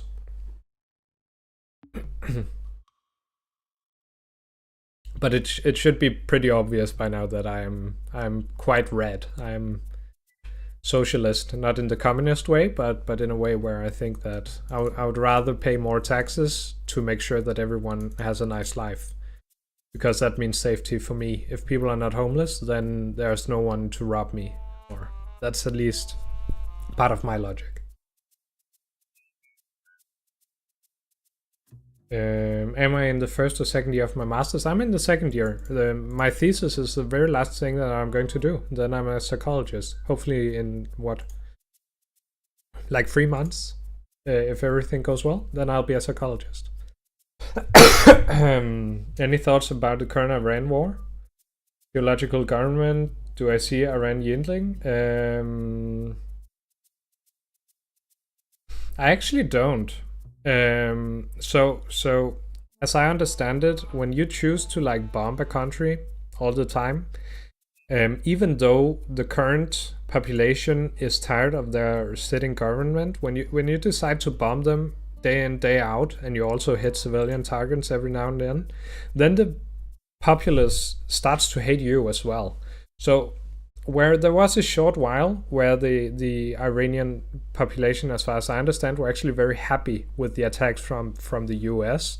I think that they fucked it up by just continuing attacking them, because this means that the populace of a 90 million population country now hates both the US and Israel more than they did in beforehand.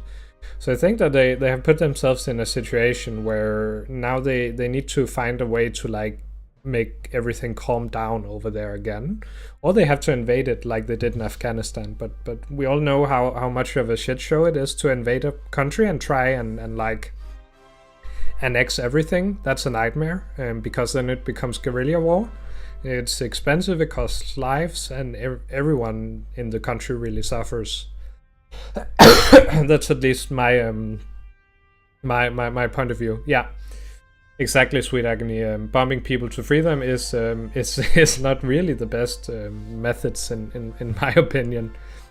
I think there's a point that if you try and remove the leader and really quick try and support an uprising and try and instate a new, better leader, then it might work. But it's a huge mistake to just hope that the people themselves find a leader on their own. I think better examples on a coup going well is if you go to Nepal, for example, where they had they ousted all the leaders based on corruption. And then there was of course also some luck involved, but they actually chose to hold elections and the military didn't get involved. And having this done in a more peaceful manner is way better. But it's hard to say what exactly you're supposed to do in a country like Iran. I think it's hard to do anything about it. Now it's going to have a bunch of economical consequences for the entire world because the Strait of Hormuz is closed. So that's really unfortunate. I had a bunch of money in like shipping stocks, so I've made like way too much money on it, but I still think it's a horrible thing to happen. It's going to cause a lot of suffering and a lot of lost productivity. Generally just a bad thing. It happened in Egypt. People chose the leader, then the CIA had to make sure to change him, getting a serving puppet. Yeah. Generally instating leaders isn't really that cool. I think the US has done this for too long.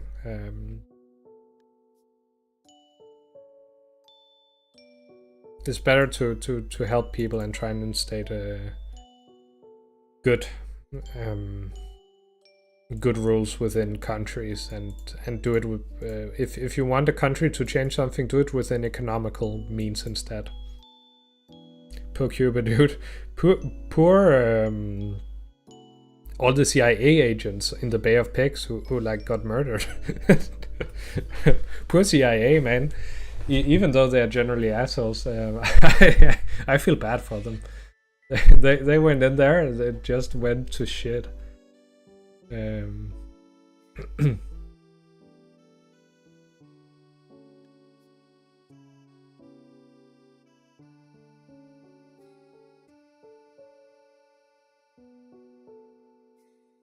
But what is your view, Birdbanes? I think it's a difficult question to answer, because what they had before was also bad. It was a tyrannical government that they didn't like. But it's hard, man. You can't just make the changes for them. They have to make it themselves. That's at least my point of view.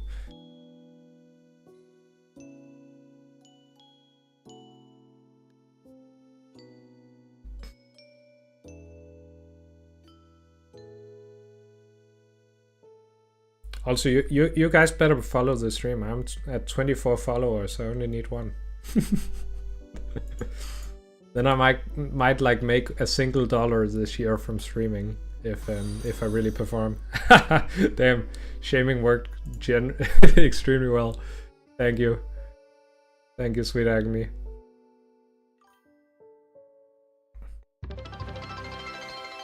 Damn, I got all the sounds there.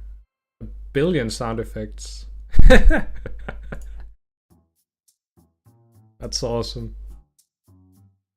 Hope you make $2, not one. I don't think I will be making a $1, to be honest, and that's completely fair. I'm here for the vibes. But who knows? When I'm done with my education, I might start making a bit better videos. I don't know, man.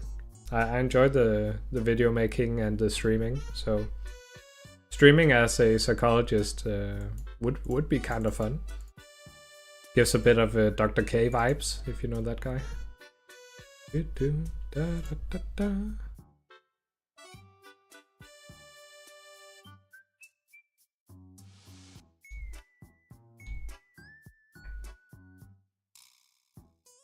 You don't?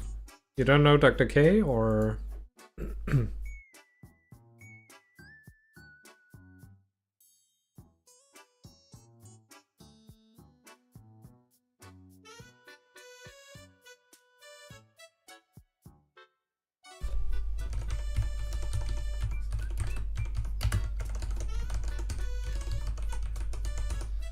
Dr. K, yeah, if you like psychology, he's a psychiatrist as far as I remember. He does extremely good videos on the matter of psychology.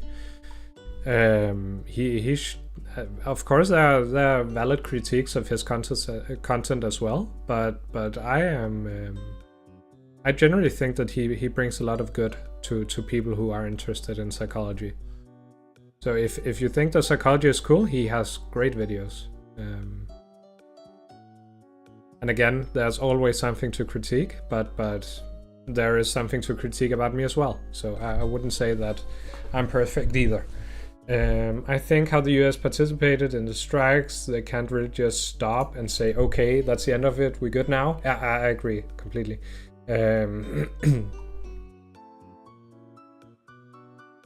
Yeah, I agree with you, Birdbanes, that by starting the war, they have to finish it as well. But it's generally just really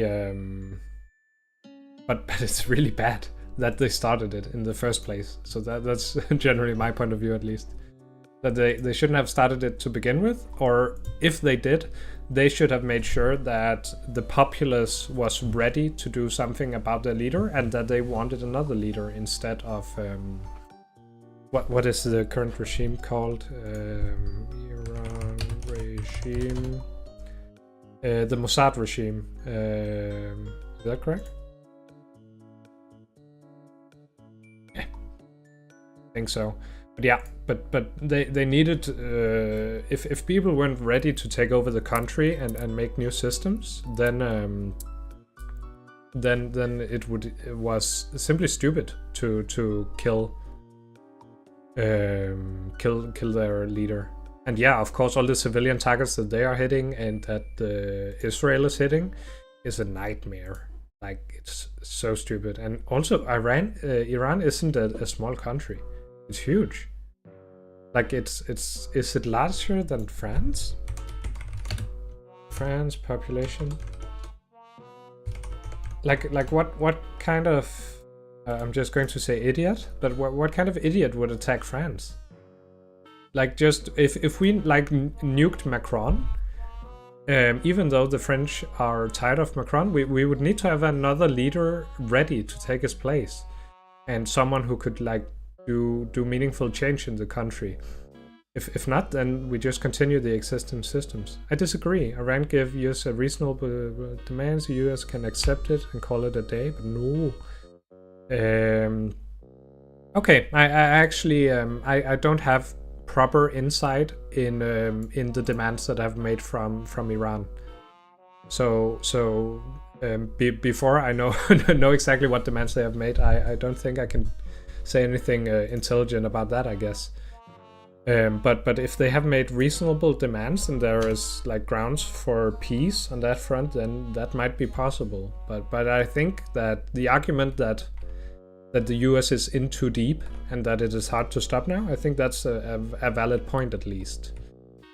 And also, it's not just a matter of whether or not the US can pull out, it's actually a matter of whether or not the US and Israel can pull out.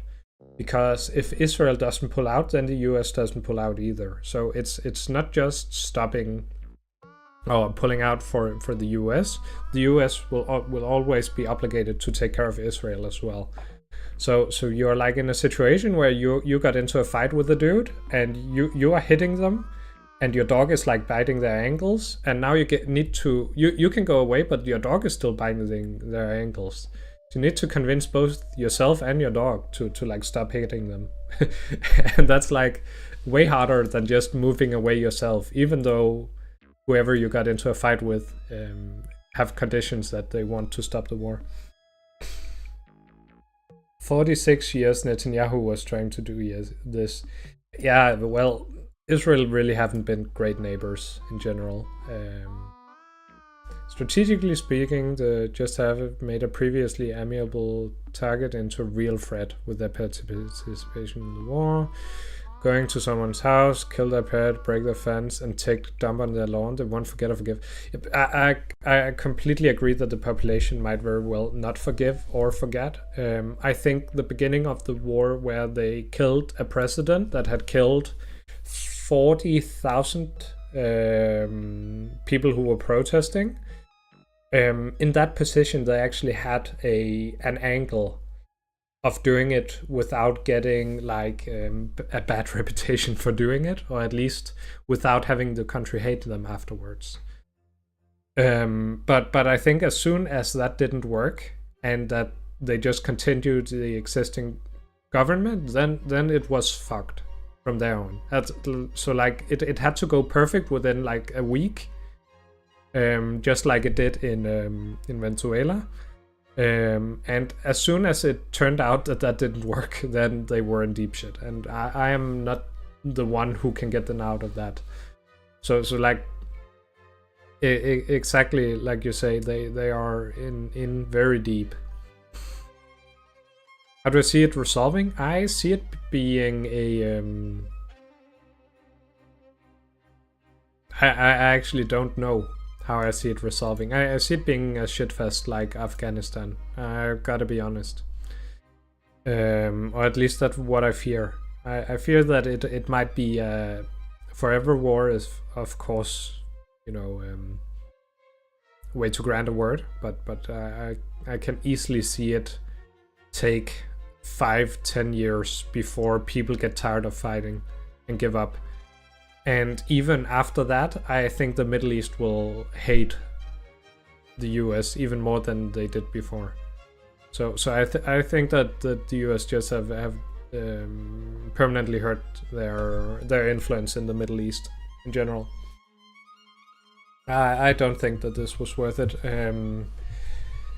if they really get their shit together, they might be able to like do some concessions or make a deal or something like that and stop the war. But I think that the Arabian countries are so angry with Israel that I actually think that the US might be pulled into this war completely. It's also global economic war. I think this doesn't resolve. It would be World War III. I'm actually not that scared of a World War III. I think that this will stay generally economical. That's at least my thesis, that it will become a major financial crisis, but not a global hot war. I think there might be wars in several places in the world, but I don't think it will become a world war of the scale like World War II. I think it will become a larger war in the Middle East if they are not careful, with maybe even more of the Muslim countries participating. And I think that there might also be some smaller local wars in other countries, but I don't think, and I really don't hope, that it will become a global war like the other world wars. But the economical consequences will be extreme. So the US economy is already really bad, and it cannot handle the effects of what is going on right now. I'm not sure if the US war machine can sustain a prolonged conflict. It cannot is the easy answer, but it will. They will just end up printing money and giving all the money to the to Lockheed Martin and so on. That the economical aspect on that front is possible, but they have fucked up their general economy. So it's just like Russia. Russia had a bad economy, and they went into war with Ukraine, and their economy became even worse. But you can still fight a war for like 10 years with a shit economy. But I think that the US position as the most powerful country in the world is slipping, and it's breaking apart. Yeah, the petrodollar is at stake now. The petrodollar is fucked now. That would be my statement. Not to mention the economic impact that it already has before they started the war. Well, so I don't think people realize just how bad Trump was for the economy, but actually not just even Trump. The US have been spending more money than they have for the last 50 years. So this has been long underway. All the systems that were put in place after the Second World War, and all the communities and the efforts to build up the country have basically been broken apart since then. End of an evil empire. I actually don't think that the US has generally been as bad as we sometimes make it out to be. Have been general peace for around 80 years, which is a long peacetime, and with very few consequences that we have seen in other periods of time. But I do agree that the US has done more than they were supposed to try and maintain their position of power. Peace that works for them. Yeah, the US actually was the biggest winner in the world having peace. And I don't think they realized that. And Trump really fucked it up by nationalizing and doing protective politics. Peace that works for them, that defeat capitalism. Yeah, that's again the capitalism itself. I don't have a large issue with, but the matter where you print money and it ends up in the hands of companies all the time makes a very, very large difference between the poor and the rich. And I am, again, quite socialist on that front. So I don't care about free markets. I think that's generally good. But I don't agree that we shouldn't have mechanisms that ensure that people have an equal chance at life. Because I don't actually think that makes the free markets function better. instead of super rich people having all the power in the world. That generally ends up becoming oligarchies or other types of governments in the long run, because a person having the same wealth as half the country stops thinking of democracy as being a fair system, basically. So we shouldn't have wealth accumulate that much. Good books on this matter. Of course, I actually have a YouTube video on this, which is called... I'll just find it actually. You guys can watch it if you want. But I actually talk about a book that's called The Fourth Turning. And The Fourth Turning is an awesome book. It is so rough to read though. It is really not a good read. Because it's long and it is very detailed. But it's called The World is Losing Its Nuance on my YouTube channel. And I think it's actually great, where I talk about a book called The Fourth Turning and what exactly it means for what exactly it means when the systems that we have put in place are falling apart again. And I think that's what we're looking at. So The Fourth Turning, the book, basically talks about the fact that when we put systems in place after a large crisis, we like band together and try and make everything work.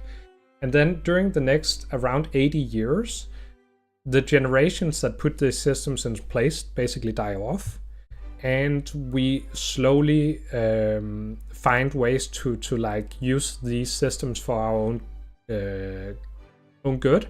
And this ends up like ruining the fabric of society to a degree where we end up having a new crisis. And then it like goes in circles, not exactly in circles, but like in a type of spiral where we always figure out a way to fuck it up for ourselves within 80 years, or within 100 years, I suppose. Is it local or global? So the theory is primarily based in the US, but I actually don't think that it. I think the reason why it is historically more local is also a matter of the world being more local historically. I think that when we look at, for example, the financial crisis, that was bad for every single country in the entire world.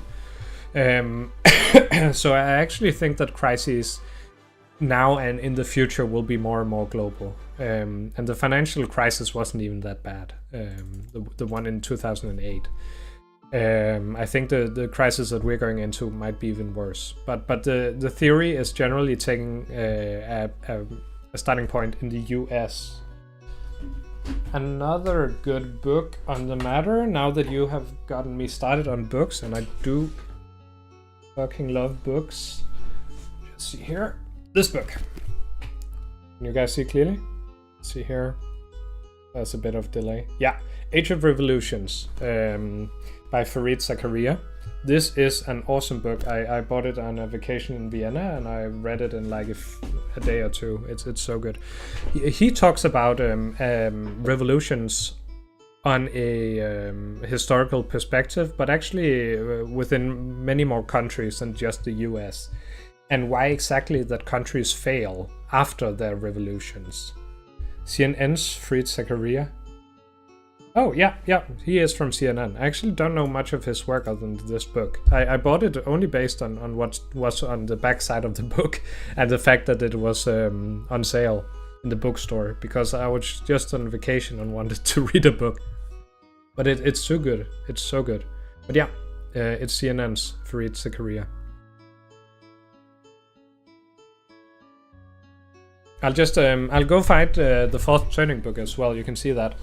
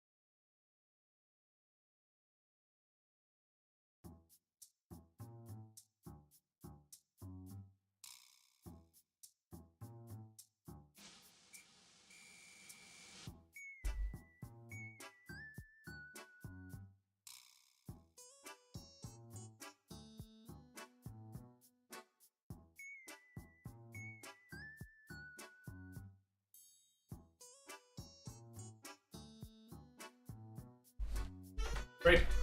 Found it. Here it is. The Fourth Turning by Neil Howe and William Strauss. It is an awesome book. Quite hard to read because it's very detailed, like way too detailed. But it's actually a well thought out theory. So I need to give it credit. It's a very, very well documented and thought out theory. Doesn't have to be true. Again, just because we know the past doesn't mean we know the future. But the theory generally is very well formulated, and it gives very, very good insights into the current dilemmas in the world when we try and reflect it into the past. If only you could read. I am completely sure that you can read. The problem is way more whether or not we allow our attention to like be bored for a while. Because we're generally geared to way better stimuli than what books offer. That's a bit of an issue.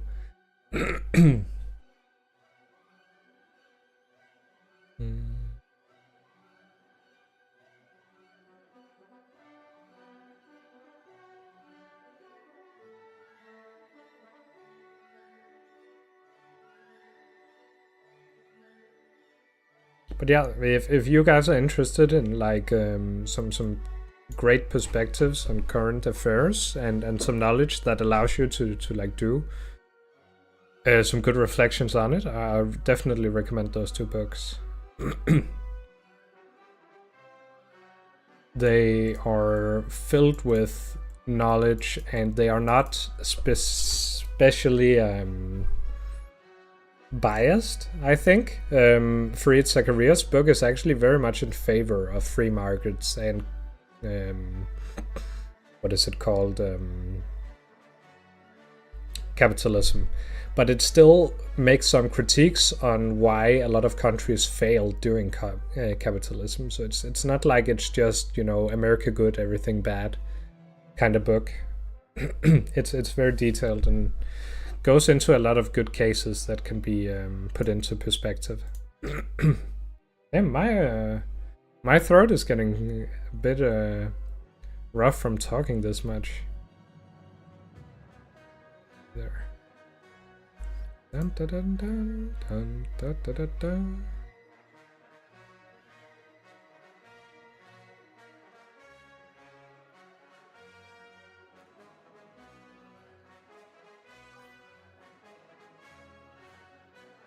Appreciate you sharing the book. Yeah, of course. I think a primary like driver for why I'm on Twitch and YouTube is that I want to share knowledge. And I want to get into interesting discussions. Just eating apple here, I'll chat later. That's completely fine, Bert. You're not obligated to chat, even though I enjoy you guys' company. I don't require it. So you guys just chat on your own terms. I try to look and find like audio versions. Yeah, I enjoy audiobooks, but I think it very much depends on who reads it. So the people reading it out loud is like the biggest contributor on whether or not I like the audiobooks. But I recently heard, what is it called? Animal Farm, and also 1984 is my current audiobook, and those are being read by a pretty good guy. Don't remember his name.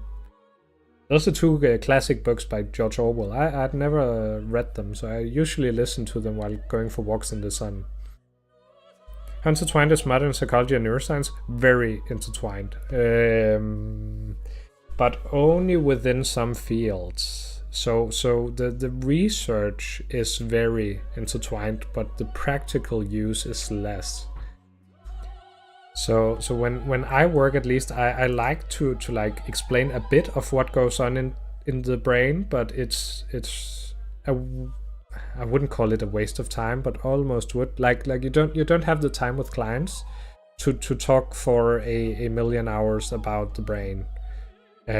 So we have courses in brain anatomy, we have courses in some fields of neuroscience, but we don't need to know it in the same detail as, for example, a doctor or a neurologist does. But we have some element of neurosciences in almost all of our courses at the university. So I think it's pretty intertwined, but definitely not 100%. But it's also very much a matter of the individual university. My university has a large focus on modern research, where other universities in Denmark are more old school, and they might have less neuroscience in there. I was instructor in cognitive psychology for 3 years earlier in my studies. And of course, cognitive psychology have large overlap with neuroscience, of course.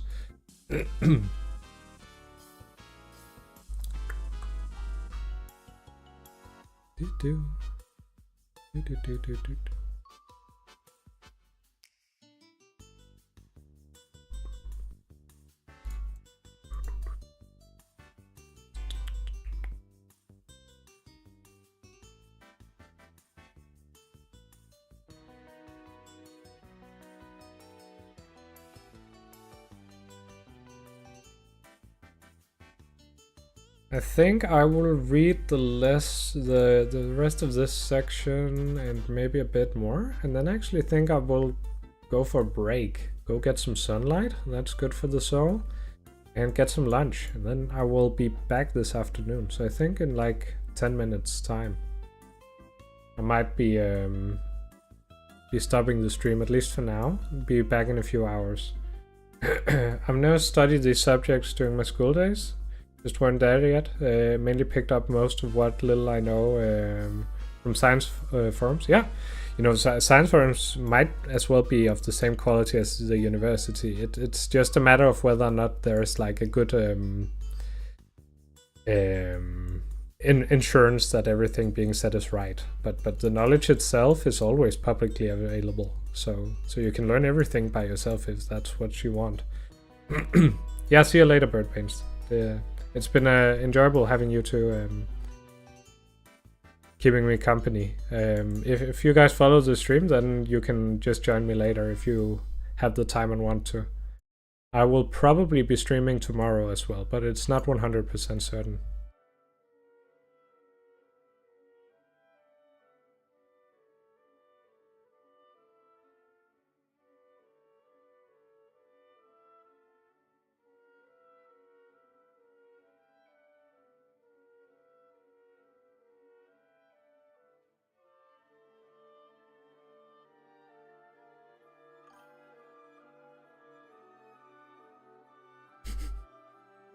Waves.